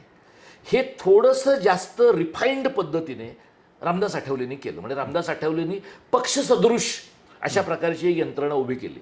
पण रामदास आठवलेंचं जर तुम्ही पाहिलं तर त्यांना आपलं कोर काम काय आहे, म्हणजे चारोळ्या करणं हे आपलं कोर काम आहे, दलित समाजाचं भलं करणं हे कोर काम आहे का, काहीही घडलं तरी चालेल ते राज्यमंत्रीपद तहयात टिकवून ठेवणं हे आपलं काम आहे. यातला त्यांचा कोर अजेंडा काय आहे हे ह्याचं पूर्ण भान रामदास आठवलेंचं सुटलं आहे असं मला वाटतं. आता असं तुम्ही असं आपण म्हटलं की लोक काय म्हणणार, ते पक्ष चालवायची अक्कल तुम्हाला कुठे आहे, तुम्ही तर अभ्यासक आहात. पण याचा अर्थ पक्ष चालवणाऱ्या माणसांनाच सगळं कळतं आहे आणि त्रयस्थपणे पाहणाऱ्या माणसांना काहीच कळत नाही, अशातला भाग नाही. आता तुम्ही मला सांगा की मोदी आणि आठवले यांच्यात काय साम्य आहे. म्हणजे मोदी आता जळीस्थळी बाबासाहेबांचं नाव घेतात, अमित शहासुद्धा बाबासाहेबांचं नाव घेतात आणि रामदास आठवले पण बाबासाहेबांचं नाव घेतात. याच्यात कॉमन एकच आहे की कोणाचाही बाबासाहेबांवर विश्वास नाही आहे आणि बाबासाहेबांचाही यांच्यावर विश्वास असला नसता, बाबासाहेब आता असते तर रामदास आठवलेंचं जे राजकारण आहे ते तुम्ही जर पाहिलं तर त्यांनी एकेकाळी शरद पवारांच्या बरोबर अलायन्स केला, पवारांनी त्यांना समाज कल्याण मंत्री केलं. आता ही सुद्धा एक गंभीरच बाब आहे की जसं महिला बालविकासचा मंत्री हा महिलाच असू शकतो, तसा समाज कल्याणचा मंत्री हा दलितच असू शकतो. म्हणजे हे आपल्या डोक्यात इतकं पक्कं आहे की ज्याला आपण डॉमिनंट कास्ट म्हणतो, वरिष्ठ जातीतला माणूस म्हणतो, त्याच्याकडनं बहुजनांचं भलं होण्याची काही शक्यता नाही, आपल्या डोक्यात पक्कं आहे. आणि उलटं हेही पक्कं आहे की जो बहुजनांच्या पैकी आहे त्याच्याकडनं बहुजनांचं भलं होण्याची खात्रीच आहे.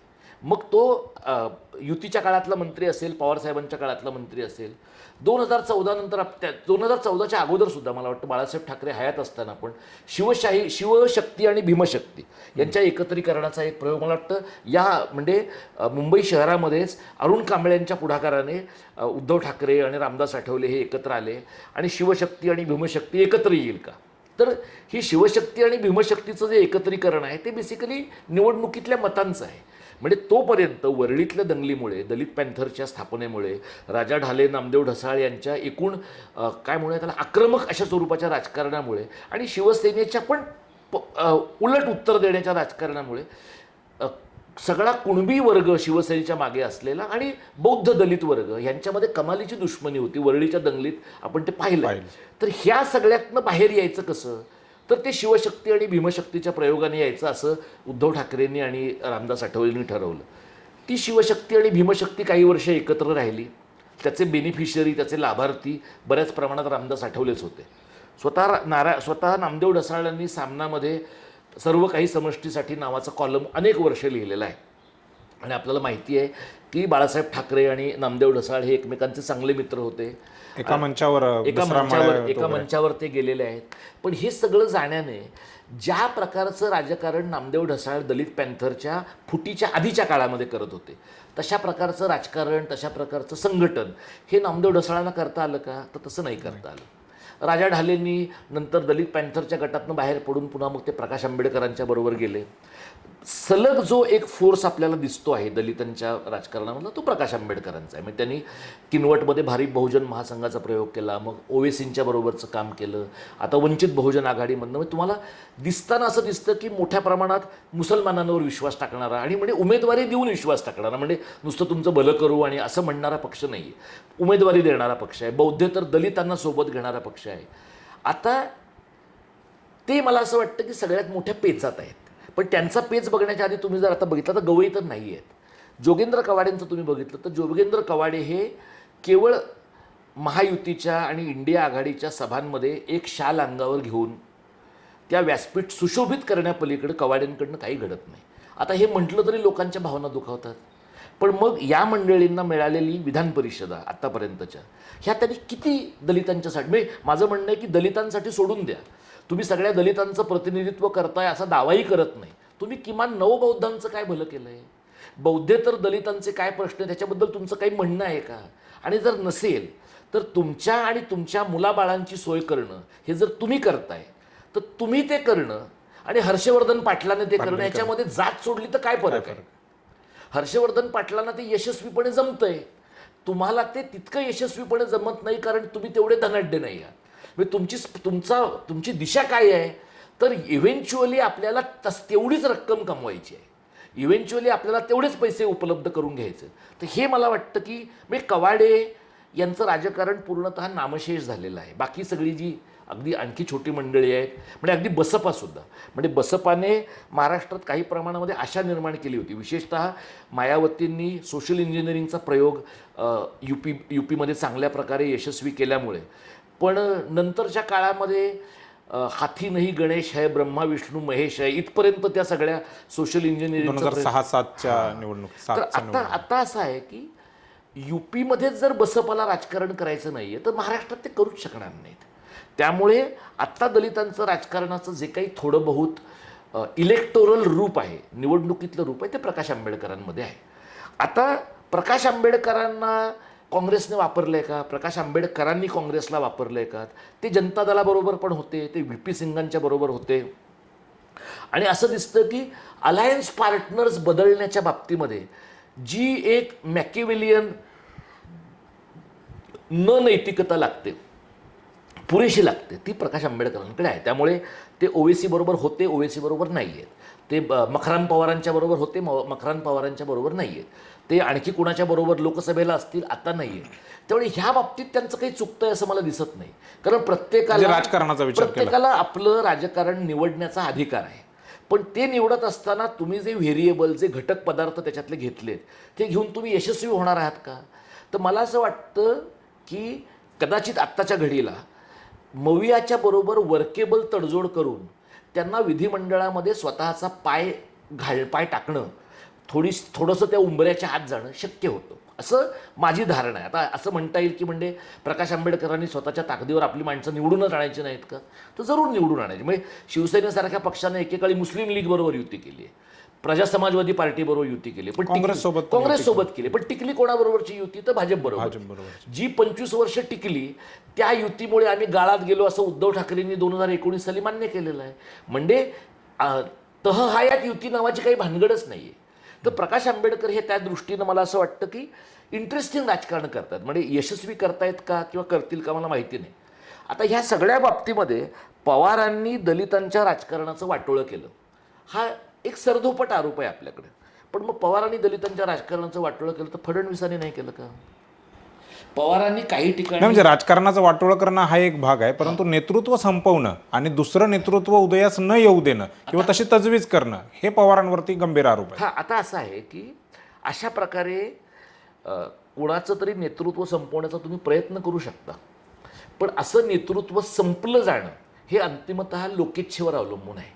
त्यामुळे पवारांनी काय केलंय किंवा अगदी बाळासाहेब ठाकरेंनी पण काय केलं, तर बौद्धांशी आपलं जमत नाही, तर बाळासाहेबांनी बौद्धे तर दलितांना सोबत घेतलं. म्हणजे मांग समाजातले लोक असतील, चर्मकार समाजातले लोक असतील, मातंग समाजाला, चर्मकार समाजाला सोबत घेऊन त्या माणसांमधलं नेतृत्व त्यांनी उभं करून रिप्लेस करण्याचा प्रयत्न केला आहे.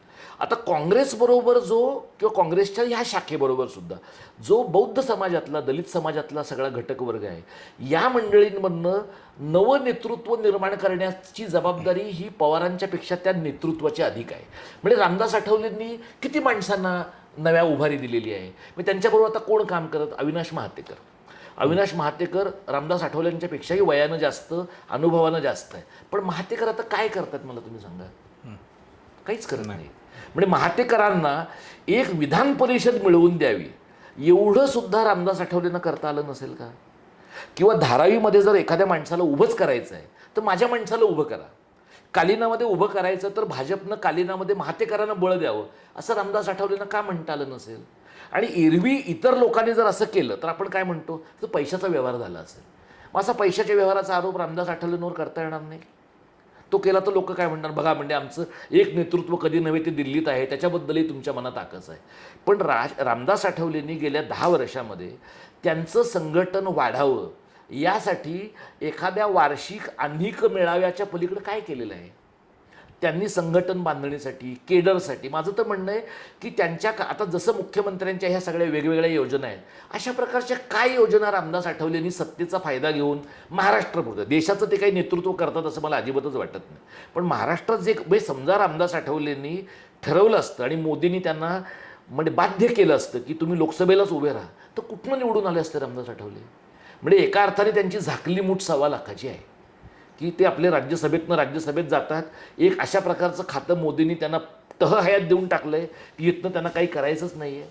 त्यामुळे मला असं उलट वाटतं की काँग्रेस आणि त्या वर्तुळामध्ये असताना दलितांच्या नेतृत्वाला ज्या प्रकारची व्हिजिबिलिटी होती, पॉवर होती असं नाही, सत्ता होती असं नाही, पण व्हिजिबिलिटी होती, तेवढीसुद्धा आता उजवीकडे सरकून त्यांना राहिलेली नाही. म्हणजे पवारांच्या चुका नाही आहेत का? पवारांनी अधिक मोठ्या प्रमाणात दलितांना आपल्या व्यासपीठावर घ्यायला नको होतं का? तर घ्यायला पाहिजे होतं. किंवा पवारांकडे जे मुसलमान आले ते सगळे कर्मठ मुसलमानच का आले? ते जरा थोडे लिबरल प्रोग्रेसिव्ह मुसलमान का आले नाहीत? ते यायला नको होते का? तर यायलाच पाहिजे होते.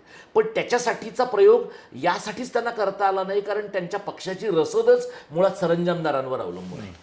तर हे मला वाटतं की पवारांची जर चूक असली तर या सगळ्या मंडळींच्या रिपब्लिकन नेतृत्वाच्या, दलित नेतृत्वाच्या आणि बौद्धेतर दलित नेतृत्वाच्या ज्या बदलत्या गरजा आहेत त्या टॅप करण्यामध्ये त्यांना आलेलं अपयश आहे. बरोबर. या वेळच्या निवडणुकीमध्ये बंडखोरी आणि अपक्ष उमेदवार ह्यांचा जर विचार केला तर काय हरियाणा पॅटर्न महाराष्ट्रामध्ये राबवला जाऊ शकतो? आता हरियाणा पॅटर्न जेव्हा राबवला गेला तेव्हा आम आदमी पक्षाच्या बरोबर काँग्रेसची युती झाली नाही, बसपाबरोबर झाली नाहीत, मला वाटतं दुष्यंत चौटालाच्या पक्षाबरोबर झाले नाही, आणि अपक्षांना साधारणपणे 7 ते 8% मतं मिळालेली आहेत. 11% एकूण मिळाली. तर महाराष्ट्रामधल्या काही मतदारसंघांमध्ये याचा निश्चित परिणाम होईल. पण हरियाणामध्ये मला असं दिसतं की काँग्रेसचं जे मेजर चुकलं ते म्हणजे जाट केंद्रीय निवडणूक लढवणं हे त्यांना अंगलट आलेलं आहे. त्यामुळे जाटेतर ज्या इतर जाती आहेत सगळ्या त्यांची निवडणुकीसाठीची मोठ बांधणं भाजपला शक्य झालं. आणि ते भाजपचं कौतुक यासाठी केलं पाहिजे की निवडणुकीला काही महिने राहिले असताना त्यांनी मुख्यमंत्री बदलला आणि त्यांना कळलं की खट्टरच्या विरोधामध्ये नाराजी आहे, म्हणून एक नवा त्यांनी माणूस आणला. म्हणजे या बाबतीत भाजपचं एक कौतुक असं केलं पाहिजे की ते कुठलाही माणूस उचलून आणतात आणि त्याला योग्य जागेवर बसून त्याची प्रतिष्ठापना करतात. महाराष्ट्रातल्या काँग्रेसनं असं फक्त बाबासाहेब भोसल्यांचंच एकदा केलं होतं आणि तीही प्रतिष्ठापना काही फार यशस्वी ठरली याच्यातला भाग नाही. पण त्या अर्थाने भाजप ही केडर बेस्ड पार्टी असल्यामुळे आणि काँग्रेस ही मास्ट बेस्ड पार्टी असल्यामुळे तिथलं जे केडर आहे ते असंतुष्ट असेल, त्यांना राग येत असेल आपल्या नेतृत्वाचा, पण संघ हा त्यांचा ग्लू आहे. संघ हे त्यांना धरून ठेवणारं फॅक्टर आहे. त्यामुळे ही सगळी जी डॉर्मंट, असंतुष्ट, नाराज, दुरावलेली अशी माणसं आहेत, त्या सगळ्या माणसांना जोडून घेण्यासाठी संघाचं जे फॅमिली सिस्टम आहे त्यांची ती ऑपरेट करते. काँग्रेसकडे असं काही नाही आहे. आणि काँग्रेसकडे जी गांधी फॅमिली आहे तिचा जो एक असा प्रचंड मोठा प्रभाव अगदी राजीव गांधी असेपर्यंत होता की ती सर्वात मोठी फॅमिली आणि ती आमचं पालकत्व घेणार आहे, तशी परिस्थिती आता काँग्रेसमध्ये राहिलेली नाही. आणि त्याच्यामुळे असं दिसतं की काँग्रेसमध्ये सुद्धा बंडखोरांना गप्प बसवणं त्यांना कठीण गेलेलं आहे. पण तरी मला असं दिसतं की महाविकास आघाडीच्या मंडळींना काही ठिकाणी त्यांना तटवता आलंय. आता महायुतीमध्ये काही ठिकाणी असं आता तुम्ही बघितलं तर 2 ठिकाणी तर हेलिकॉप्टरने एबी फॉर्म देण्यात आलेले आहे. आता हेलिकॉप्टरने एबी फॉर्म जर दिले असतील तर तो माणूस बंडखोरी का नाही करणार? म्हणजे तुम्ही हेलिकॉप्टरने एबी फॉर्म जेव्हा पाठवता त्यावेळेला त्या माणसाने काही झालं तरी तटून राहायचं आहे, हाच त्याला मेसेज आहे ना. त्यामुळे आता मला असं दिसतं की बंडखोरांमध्ये समोरच्या आघाडीतल्या माणसांना किंवा युतीतल्या माणसांना धक्का देण्यापेक्षा ते ज्या अलायन्समधनं भांडून बाहेर पडलेत त्या अलायन्समधल्याच पार्टनरच्या मारामारीचं प्रतिबिंब त्याच्यात जास्त पडण्याची शक्यता आहे. पण तरीही किमान एक 10 ते 20 मतदारसंघ, आणि ते मला वाटतं की मेजर स्विंग मतदारसंघ असतील ज्यांच्यामध्ये अशा प्रकारे एखाद्या बंडखोराने जर 5,000 मतं घेतली, 10,000 मतं घेतली तर निवडणुकीच्या मार्जिनवर त्याचा गंभीर परिणाम होईल. म्हणजे खूप कमी मार्जिनने माणूस निवडून येईल किंवा येणार नाही. आणि त्यामुळे निवडणुकीच्या आधी 48 तास जे काही मतदानाचे अनेक ठिकाणी दर सुटतात त्याच्यावर त्याचा म्हणजे सगळ्यात मोठे लाभार्थी ते लोक आहेत की जे कोणी दर सोडणारे आणि ते दर घेणारी जी मंडळी आहेत त्यांना या प्रकारचं फिअर सायकोसिस, भीती निर्माण करण्यात कमालीचं यश येईल की बघा ते जर तुम्ही लक्ष नाही दिलं तिकडे जरा जास्त दर सुटतोय किंवा हा अपक्ष आहे, हा पडेल पण तुम्हाला घेतल्याशिवाय खाली पडणार नाही. तर हे मला वाटतं की हे जे काय म्हणूया त्याला प्रासंगिक बंडखोर आहेत, हे वृत्तीचे किंवा आयडिओलॉजिकल बंडखोर नाहीत. कारण मला असं वाटतं, आणि मी हे एका आणखी मुलाखतीत म्हटलंय की विचारसरणीचा अंत झाल्याची जी महाराष्ट्रातली प्रक्रिया आहे तिचं संस्थात्मीकरण ह्या निवडणुकीत झालंय. आणि हे महायुती, महाविकास आघाडी यांच्या पलीकडचं आहे. म्हणजे कोणी माणूस मूळचा काँग्रेसवाला नाहीये, कोणी माणूस मूळचा भाजपवाला नाही, कोणी मूळचा सेक्युलर नाही, कोणी मूळचा मराठीवादी नाही, कोणी मूळचा हिंदुत्ववादी नाही. जो तो त्या निवडणूकवादी आहे. काँग्रेसनं तिकीट दिलं तर तो सेक्युलर आहे, भाजपनं तिकीट दिलं तर हिंदुत्ववादी आहे, शिवसेना ठाकरेंनी दिलं तर तो मराठीवादी आहे, शिंद्यांनी दिलं तर तो महाशक्तीवादी आहे, खोकेवादी आहे. त्यामुळे असं काही जिथे आयडिओलॉजीचा अंत झालेला आहे आणि आयडिओलॉजीचा अंत झाल्याबद्दल कोणालाही कसलीही खंत नाही, त्याचं पूर्ण इन्स्टिट्यूशनलायझेशन, संस्थात्मीकरण झालं आहे, अशी महाराष्ट्रातली ही पहिली एका अर्थाने बिभत्स निवडणूक आहे. त्यामुळे जिथे विचारसरणी नाही, जिथे कमिटमेंट नाही, जिथे इंटेग्रिटी नाही, तिथे काय आहे तर पैसा आहे. त्यामुळे सगळा अगदी छोट्यातल्या छोट्या उमेदवाराला विड्रॉ करण्यासाठी जेवढी रक्कम मिळणार आहे ती याच्या अगोदर कोणत्याही निवडणुकीमध्ये मिळालेली नाही आणि चढत्या श्रेणीने मिळणार आहे ती. त्यामुळे 2-3 प्रकारची सौदेबाजी तुम्हाला संपूर्ण मतदानाच्या प्रक्रियेच्या दरम्यान दिसेल. एक म्हणजे मतदाराला काय आमिष द्यायचं आहे, मग बाकी सगळं ठीक आहे, चारधामला जा, अयोध्येला जा, हे तर आहेच, पण इतर त्यांच्या सगळ्या गरजा भागवणं आहे. जो प्रॉब्लेमॅटिक उमेदवार आहे, आणि प्रॉब्लेमॅटिक उमेदवार कसा आहे की तो 200च मतं खाईल, पण मला माहित नाही की मी 200 मतांनी पडणार आहे का नाही. मग ती 200 मतं पण मला खूप महत्वाची आहे, मग त्याला गप्प बसवायचं आहे. पण एकदा हे रक्ताची चटक लागण्यासारखं आहे. एकदा जर मला कळलं की ह्या निवडणुकीत 200 मतांची अमुक किंमत आहे, तर ती किंमत मी झेडपीत पण वापरणार आहे, ती किंमत मी नगरसेवकाच्या निवडणुकीला पण वापरणार आहे. आणि कदाचित काही लोक ही किंमत वापरतच त्यांचं साम्राज्य उभं असं करणार आहे की कदाचित 10 वर्षांनी ते कोणाच्या तरी 200 मतांचे पैसे देण्या इतकत मोठे होणार आहे. तर हे जे आहे ते निवडणुकांना पैसा लागतोच, आणि ते निवडणुकांच्या डेटावर तुम्ही जाऊ नका. म्हणजे निवडणूक आयोगाकडला डेटा अतिशय चुकीचा डेटा आहे, कारण प्रत्यक्षात तुम्ही फील्डमध्ये फिरलात की तुम्हाला कळतं किमान 20 ते 25% तरी पट ह्याच्यापेक्षा जास्त खर्च झालेला आहे. मग हा कुठे जिरतो सगळा पैसा? हे म्हणजे हे पाणी अडवा पाणी जिरवाच्या पलीकडचं आहे. त्या खोल्यांमध्ये जिरतो, त्या हॉटेलांमध्ये जिरतो, धाब्यांवर जिरतो, जातींमध्ये जात पंचायतींमध्ये जिरतो, पतपेढ्यांमध्ये जिरतो, बचत गटांमध्ये जिरतो. तर हे जे आहे ना, हे सगळं विचारसरणीच्या पार आहे. ती त्यांची आज विचारसरणी एवढीच आहे की आज आमच्या गटाची बाजारातली किंमत ही आहे. तर हे मला असं वाटतं की याच्यामुळे सर्वसामान्य कोणीही माणूस असेल ज्याला असं वाटतं की माझ्याकडे इंटिग्रिटी आहे, समाजासाठी काम करण्याची इच्छा आहे, प्रश्नांची समज आहे, त्या माणसाला ह्या सगळ्या प्रक्रियेतनं बाहेर फेकणारी गोष्ट एकच आहे: तुझ्याकडे पैसा किती आहे, तुझ्याकडे माणसं विकत घेण्याची क्षमता किती, तू चांगला वक्ता आहेस, तू चांगल्या सोशल मीडिया पोस्ट लिहितोस, तू चांगली चळवळ चालवली आहेस, तू आणखी कोणाला थोडी मदत केली आहेस. पण शेवटी असं आहे की लोकांसाठी खर्च करण्याची तुमची क्षमता काय आहे. आता ह्यातनं एक 10-20 मतदारसंघ जर महाराष्ट्रामध्ये असे निघाले की जिथे लोकांनी खरंच एखाद्या बऱ्या, म्हणजे जसं डहाणूमधला तो मार्क्सवादी कम्युनिस्ट पक्षाचा आमदार आहे, म्हणजे जो अक्षरशः झोपडीत राहणारा आमदार आहे आणि त्याला लोकांनी भरघोस मतांनी दिलं, कारण तिथं पक्षाचं काम आहे. असे किती मतदारसंघ आहेत मला तुम्ही सांगा. म्हणजे डहाणूचा तो मतदारसंघ असा आहे, बाकी सगळे मतदारसंघ हितेंद्र ठाकूरांचे आहेत जिथे पैशांचा पाऊस पडतोय. म्हणजे पैशांचा पाऊस पडण्याची गरज न वाटणारे महाराष्ट्रातल्या 288 पैकी 28 मतदारसंघ जरी निवडले, आणि 28 मी खूपच जास्त सांगतोय, कदाचित 2 आकडीपेक्षा पण कमी मतदारसंघ निघते, तिथे खरी होप आहे की राजकीय पक्षांच्या धंद्याच्या, दुकानदारीच्या, विकले जाण्याच्या, विकत घेण्याच्या प्रोसेसच्या पलीकडे आपण हे असं आहे की हे कोण उभं करणार. म्हणजे मतदार काही असं नाही म्हणणार की तू उभा राहा, आम्ही सगळे तुझ्या मागे आहोत, कारण मतदाराला माहीतच नाही की आज तो कोणाच्या मागे आहे, आज तो एक्सच्या मागे आहे, उद्या तो वायच्या मागे आहे. तर हे जे आहे ना, या सगळ्यांच्यासाठी असं दिसतं की NGOज आपल्याकडे ज्या आहेत, ज्या एकेकाळी त्यांनी डाव्या पक्षांना मदत केली, समाजवाद्यांना मदत केली, NGOज आता कॉर्पोरेट कंपन्यांसारखे आहेत. त्यामुळे त्या विशिष्ट गटांचं काम करत नाहीत, ते विशिष्ट फंड रेझिंगच्या अजेंड्याचं काम करतात. राजकीय पक्ष हे नावाला पक्ष आहेत, ते कुठल्यात कोणाच्या तरी पेरोलवर आहेत त्यातले बरेचसे जण.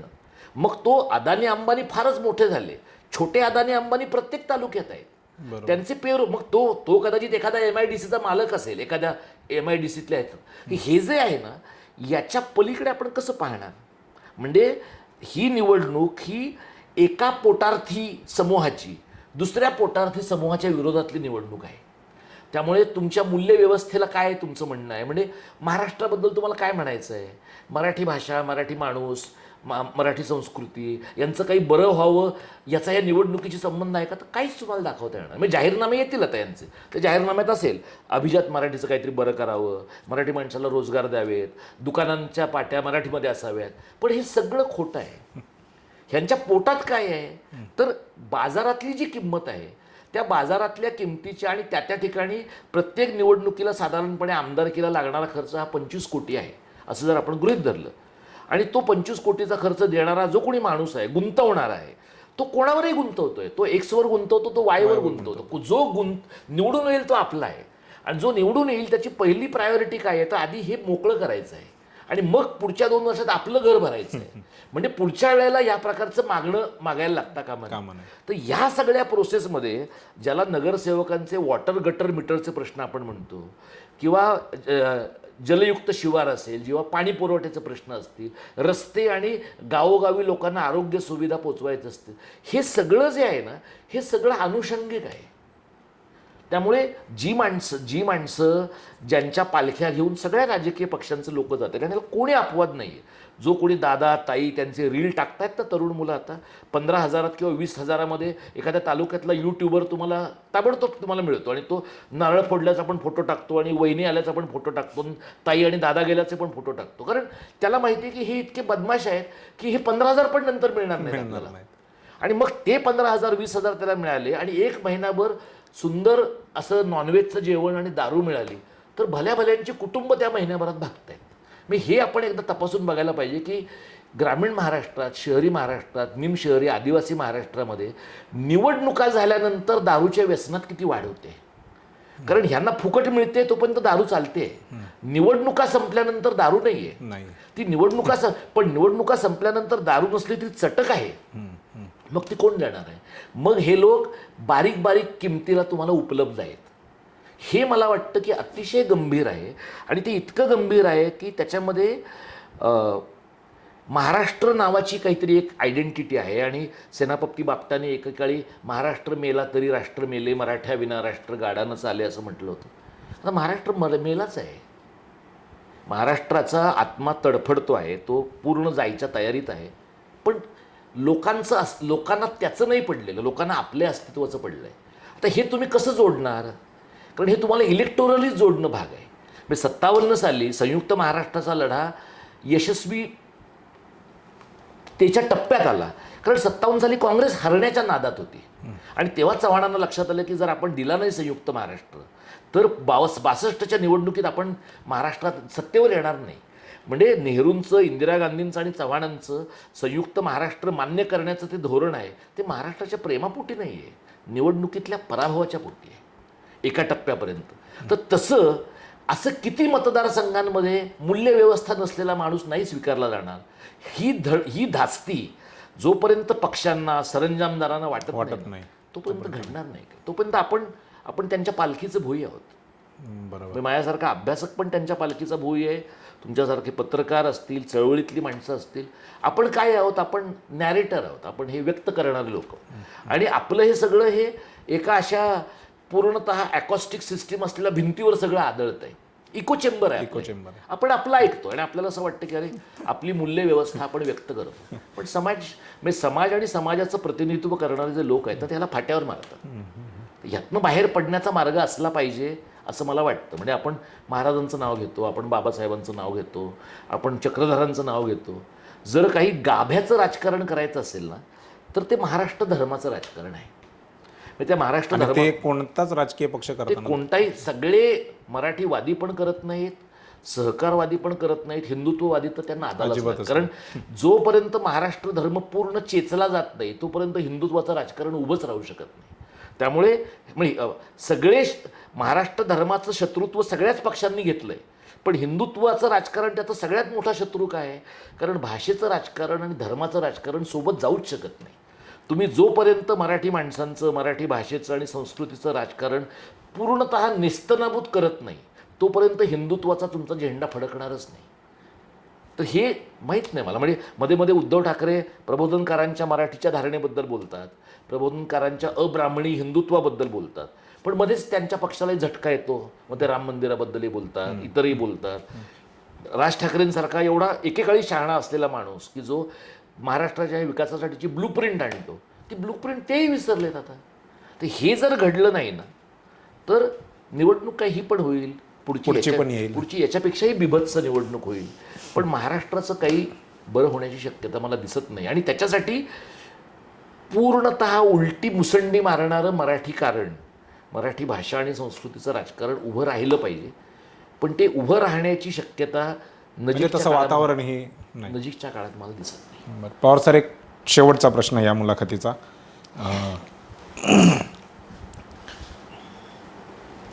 BJP किंवा महायुती सरकार बनवेल असे सर्वेनुसार तरी काही आकडे नाही आहेत.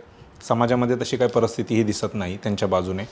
या उलट महाविकास आघाडीच्या बाजूने थोडं झुकतं माप असल्याचं दिसतंय, आकड्यांवरून तरी दिसतंय. ते उद्या जाऊन समजा महाविकास आघाडीचं सरकार बनलं तर ते त्यांना पुढची 5 वर्ष टिकवता येईल का.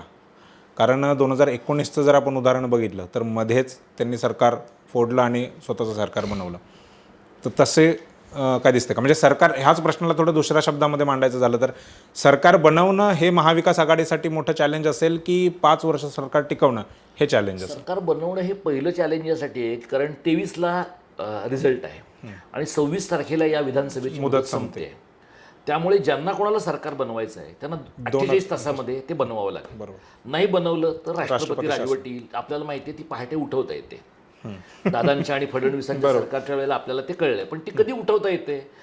त्यांच्या पुढाकाराचं सरकार स्थापन होणार असेल तर उठवता येते. तरच. त्यामुळे 48 तासामध्ये म्हणजे जर समजा मविया आणि महायुती यांच्यामध्ये महायुतीच्या बाजूने कल आला तर काय मवियाच्या लोकांना विरोधाची भूमिका पुढची 5 वर्ष पार पाडणं भाग आहे. मवियाच्या बाजूने कल आला तर त्यांना 48 तासामध्ये ज्यांना काही आश्वासित करायचं आहे ते करावं लागेल आणि त्यांच्यातले जे लोक असतील त्यांच्या हॉटेलात पण त्यांची मतं असतील दुसऱ्या हॉटेलात असे जे कोणी लोक आहेत तिकडे उड्या मारणारे त्या मंडळींना मात्र त्यांना धरून ठेवणं करावं लागेल. आणि मला असं वाटतं की मागच्या सरकारच्या वेळेला उद्धव ठाकरेंच्या मंडळींनी पोलीस दल नीट हाताळलं नाही. म्हणजे अगदी रश्मी शुक्लांना काढून टाकणार होते पण त्यांनी विनवणी केली म्हणून ठेवलं. तर मला हे कळत नाही की ज्या बाई तुमचे फोन टॅप करतायत, ज्यांनी तुम्हाला एकूण गुन्हेगार ठरवण्यासाठी एवढी पुढाकाराची भूमिका बजावली आहे, त्यांनी लाख तुम्हाला विनवण्या केल्या असेल, तुम्ही त्यांना घालवायलाच पाहिजे. तेव्हाच तुम्ही त्यांना घालवलं असतं तर 4 वर्ष तुम्हाला त्यांच्या मागे लागून आता घालवल्याबद्दल आनंद व्यक्त करावा लागला नसता. तर एक तर पोलीस त्यांनी नीट सांभाळले पाहिजेत. आणि दुसरं असं आहे की कोविडच्या काळामध्ये ठीक आहे की म्हणजे गृह खातं तर शरद पवार यांच्याकडेच होतं. पण गृह खातं त्यांच्या ताब्यात होतं हे बरोबर आहे. पण अनिल देशमुखांनी ते तुरुंगात गेले, नंतर बाहेर आले, त्यांच्यावरचे आरोप चुकीचे होते वगैरे सगळं जरी सोडलं तरी अनिल देशमुखांनी गृहमंत्रीपद चोखपणे बजावलं होतं का? तर नव्हतं बजावलं. म्हणजे तुम्ही टेलिव्हिजन चॅनलवर मुलाखतीसाठी जाता आणि एका हवालदाराला तुम्ही म्हणता की तुझ्या काठीला तेल लावलेलं आहे का, आणि तसं तेल लावलेलं असेल तर लोक बाहेर पडतील तर त्यांना तू चोप देऊ शकतो. हे तुम्ही डेमॉन्स्ट्रेशन या प्रकारचं प्रात्यक्षिक तुम्ही टी व्ही चॅनलवर दाखवता, हे तुमच्या अपरिपक्वतेचं आणि अप्रगल्भतेचं लक्षण आहे. ते तेल लावलेली काठी जर वापरायची असेल ना तर ती दुसऱ्या लोकांच्या विरुद्ध वापरायची आहे ना, सर्वसामान्य माणसांच्या विरुद्ध नाही वापरायची. आणि दुसरं महत्त्वाचं म्हणजे जेव्हा सरकार तुमचं पडत होतं त्यावेळेला इथली पोलीस यंत्रणा तुमच्या ताब्यात नाही, हे कसं शक्य आहे? म्हणजे तुम्हाला सरकार टिकवायचं असेल तर बाकी सगळं तर तुमच्या ताब्यात हवंच, कंट्रोलमध्ये हवंच, पण इथली पोलीस यंत्रणा तुमच्या ताब्यामध्ये असणं नितांत गरजेचं आहे. आणि मला असं वाटतं की मवियाच्या मंडळींना यानंतरच्या काळामध्ये आता मिळाली सत्ता, जेव्हा जर त्यांना सत्ता मिळाली असं गृहीत धरू आपण, तर मिळाली सत्ता आता निवांत राहू असं करता येणार नाही. कारण कोविडचा काळ असूनसुद्धा देवळं उघडा, अमुक करा, तमुक करा असं, किंवा इतरही सगळी प्रकरणं, सुशांत सिंग, दिशा सालियन अशी प्रकरणं, किंवा पालघरचे ते सगळे साधू, हे सगळं करून ज्या पद्धतीने भाजपच्या मंडळींनी उद्धव ठाकरे आणि त्यांच्या पक्षाला नाकी नऊ आणलं होतं, तसं तुम्हाला 22 ते 24 ह्या लोकांनी केलेलं दिसत नाही. म्हणजे विरोधी पक्ष म्हणून ताकदीने झुंजण्याची आणि कुठल्याही पातळीला जाण्याची क्षमता जी भाजपमध्ये आहे ती यांच्यात नाही. तर तुम्हाला भाजपच्या विरुद्ध जिवंत राहायचं असेल तर भाजपच्याच पद्धतीने गेम खेळण्याची फार गरज आहे. त्यामुळे सरकार जर ह्यांना 48 तासात करता नाही आलं तर कदाचित यांना राष्ट्रपती राजवटीच्या प्रयोगानंतर ते करावं लागेल. जर यांना बहुमत मिळालं असतं, महायुतीला मात्र बहुमत मिळालं तर राष्ट्रपती राजवट वगैरे सगळ्या गोष्टी आपोआपच गैरलागू होतील आणि सरकार त्यांचं स्थापन होईल. आणि सगळ्यात महत्त्वाची गोष्ट मला अशी वाटते की जर थिन मेजॉरिटी असेल दोन्हीपैकी एका बाजूला तर मात्र त्यातले जे दुबळे घटक आहेत आणि बाजारामध्ये उपलब्ध आहेत, ट्रेडिंग सुरू होईल, हॉर्स ट्रेडिंग मोठ्या प्रमाणामध्ये सुरू होईल. आणि आता आपल्याकडे बेंचमार्किंगच झालंय 50 खोक्यांचं, तर याच्यानंतर जे दर ठरतील ते वरचेच ठरतील ना, कमीत कमी तेवढे तरी ठरतील. त्यामुळे ते गंभीर होईल. आणि मगाशी मला वाटतं तुमच्या प्रश्नांमध्ये एक असा प्रश्न होता तो की राजकारणामध्ये काही रस नाही ज्यांना, अशा लोकांना. हां म्हणजे तो एक प्रश्न राहिला की ज्या बरेचसे तरुण जे आहेत ते असं म्हणतात की राजकारणाचा माझा काही संबंध नाही, मग ते वोटही देत नाहीत, ती सुट्टी असते, ती सुट्टीमध्ये कुठेतरी फिरायला जातात वगैरे, काय एन्जॉयमेंट करतात. अशा लोकांना किंवा अशा तरुणांना तुम्ही काय सांगाल? राजकारण किती महत्त्वाचं आहे? इन्स्टा जनरेशन आहे ना, सगळी इन्स्टाची पिढी आहे. मग यांना पॅलेस्टाईनमधला प्रश्न महत्त्वाचा वाटतो युक्रेनमध्ये जे काही झालं ते महत्त्वाचं वाटतं, क्लायमेट चेंजचा प्रश्न महत्त्वाचा वाटतो, पण आपल्या एरियामध्ये नाल्यात तुंबलं आहे काहीतरी हा त्यांना प्रश्न महत्त्वाचा वाटत नाही, कारण त्यातनं त्यांना जो एक आनंद व्यक्त होण्याचा मिळतो तो मिळत नाही. कदाचित त्यात लाईक्स कमी मिळत असतात. आणि असं आहे की तुम्हाला राजकारण आवडत नसेल पण राजकारणाला तुम्ही आवडता ना. म्हणजे तुमच्या एरियामध्ये समजा फुटपाथ नीट नसतील, तुमच्या एरियामध्ये लोक बेदरकारपणे गाड्या चालवत असतील आणि तिथे स्पीड ब्रेकर लावले नसतील किंवा इतर काही सूचना लावल्या नसतील आणि त्यातल्या एखाद्या बाईकखाली तुमच्या घरातला माणूस आला तर ते काही तुम्ही राजकारणात रस घेतला म्हणून येणार नाही आणि नाही घेतला म्हणून येईल अशी परिस्थिती नाही आहे. त्यामुळे राजकारण, तुमचा नगरसेवक, तुमचा पंचायत समिती सदस्य, तुमचा ग्रामपंचायतीचा माणूस, तुम्हाला राजकारणामध्ये रस आहे की नाही याच्यापेक्षा सुद्धा राजकारणाव्यतिरिक्त तुम्ही जगू शकता का हे तुम्ही शहरात असा, ग्रामीण भागात असा, निमशहरी भागात असा. त्यामुळे आपल्याकडची जी तरुण मुलं आहेत आणि विशेषतः शहरांमधली, ग्रामीण भागामधला जो तरुण आहे तो बऱ्यापैकी पॉलिटिकली अलर्ट आहे, म्हणजे जागरूक आहे, कॉन्शियस आहे त्यांना. पण शहरामध्ये अशा प्रकारचा एक अराजकीय, न राजकीय अशा प्रकारचं, ते सगळी मेणबत्तीवाली मुलं आहेत ती सगळी. म्हणजे मुंबईत दहशतवाद्यांचा हल्ला झाला की ते तिकडे मेणबत्त्या घेऊन जातात आणि मुंबई शहराला CEO द्या, मुंबई शहरातले राजकारणी चोर आहेत वगैरे सगळं म्हणणं त्यांना परवडतं. पण तुम्हाला महाराष्ट्रामध्ये, देशामध्ये हा राजकारणी किंवा तो राजकारणी, बरा वाईट राजकारणी अशीच निवड तुम्हाला करायची आहे. त्यामुळे तुम्ही मतदान केलं नाही म्हणून मतदानाची प्रक्रिया स्थगित होत नाही. तुम्हाला EVMवर विश्वास असेल नसेल, तुम्हाला अधिक ट्रान्सपरन्सी पाहिजे असेल नसेल, जे काही तुम्हाला करायचं आहे ते ह्या प्रोसेसमध्ये आहे. तुम्हाला उमेदवार नको असतील, तुम्ही नोटाला मतदान करा. तुमचं नोटाचं मतदान कदाचित आमदारकीच्या आणि खासदारकीच्या निवडणुकीत फार प्रभावी ठरणार नाही, पण नगरसेवकाच्या निवडणुकीमध्ये कदाचित एखाद्या ठिकाणी उमेदवारांचं नुकसान होऊ शकेल त्याच्यामध्ये. आणि मला असं वाटतं की नन ऑफ द अबोव किंवा वरच्यापैकी कोणी नाही असं म्हणून काही तुम्ही त्यातनं दूर नाही होऊ शकत ना.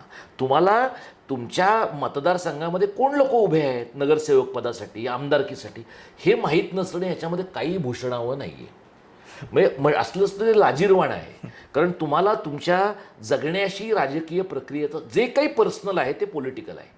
आपलं वैयक्तिक जगणं पॉलिटिकल आहे, आपलं सामूहिक जगणं पॉलिटिकल आहे आणि अराजकीय जे आहे त्यांना सुद्धा राजकीयतेचा स्पर्श आहे. त्यामुळे जी तरुण मुलं आहेत आणि ज्यांना इन्स्टा जनरेशन आहे, ती रील्स बनवणारे, शॉर्ट्स बनवणारे हे जे लोक आहेत, हे सगळे लोक, त्यातले बरेचसे जण आता ते निवडणुकीला मतदानाला जातात आणि ते आपण मतदान केलं हे लोकांना कळावं. मला असं वाटतं हरकत नाही. म्हणजे तो बालिशपणा असेल, प्रचारकीपणा असेल, पण त्या कारणाने का होईना लोकांना मतदानाकडे जावंसं वाटतं, ही चांगली गोष्ट आहे. आता निवडणूक आयोगासारखी जी यंत्रणा ज्यांनी तरुणांना जागं केलं पाहिजे, तर तुम्ही असं बघा की तुम्ही राज्यातले 2 पक्ष फोडता, त्यांची चिन्ह पळवायला मदत करता, त्यांची नावं पळवायला मदत करता आणि मग तुम्ही निर्लज्जासारखे तरुण मुलांना जाऊन सांगता की नाही पण तुम्ही मतदान केलं पाहिजे. तुम्ही आधी ह्या कळीच्या प्रश्नाचं उत्तर दिलं पाहिजे की त्या राज्यामधल्या लोकशाही व्यवस्था तुम्ही मोडकळीला का आणल्या. तर ह्या प्रश्नाचं उत्तर निवडणूक आयोगाने दिलं आहे का?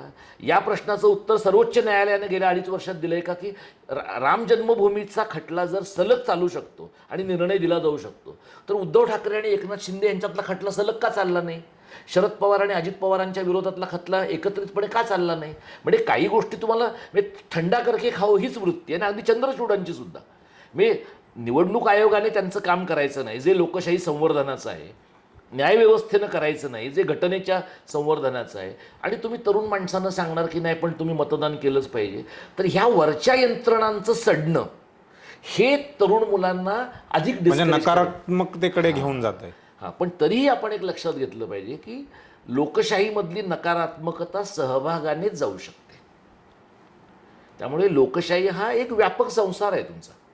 तर तुम्ही म्हणलात की माझी मी वेगळी चूल मांडेन, मी नाहीच करणार, हाती काय लागत नाही. तुम्ही ठीक आहे, तुमचा कंड शमतो, तुम्हाला असं वाटतं की नाही हा पण चोर आहे, तो पण चोर आहे, हा पण नालायक आहे, तो पण नालायक आहे. किती वर्ष तुम्ही हे म्हणत राहणार? त्या नालायकांमधूनच एक कमी नालायक वाटणारा माणूस तुम्हाला निवडायचा. लोकशाही आणि समजा तुम्हाला असं वाटत असेल की ही नकोच प्रक्रिया, वेगळी काहीतरी प्रक्रिया पाहिजे, त्यासाठी सुद्धा तुम्हाला सिस्टीममध्ये यावंच लागणार.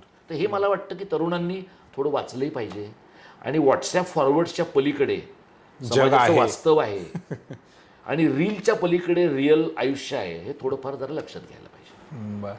धन्यवाद सर, तुम्ही बराचसा वेळ दिलात. 1 तास आम्ही तुमच्याकडून वेळ मागितला होता, परंतु जवळपास 1.5-2 तास ही मुलाखत चाललेली आहे. आणि तुमच्या बिझी स्केड्यूलमधून तुमचं काम असताना देखील तुम्ही आम्हाला वेळ दिला, त्याबद्दल तुमचे विशेष आभार. आणि आमच्या प्रेक्षकांचेही आभार की त्यांनी एवढा जो प्रदीर्घ अशी मुलाखत होती ती मुलाखत त्यांनी बघितलेली आहे. ही माहिती, हा व्हिडिओ जर तुम्हाला आवडला असेल तर चॅनलला, ह्या व्हिडिओला लाईक करा. ही माहिती अधिक लोकांपर्यंत पोहोचवण्यासाठी या व्हिडिओला शेअर करा. आणि यासारख्याच राजकीय विषयांवरती आणखीन जे आमचे व्हिडिओज आहेत, आणखीन काही मान्यवरांच्या आम्ही मुलाखती घेणार आहोत, त्या बघण्यासाठी आत्ताच चॅनलला सबस्क्राईब करा. आणि पुन्हा एकदा आपल्या सर्वांचे धन्यवाद.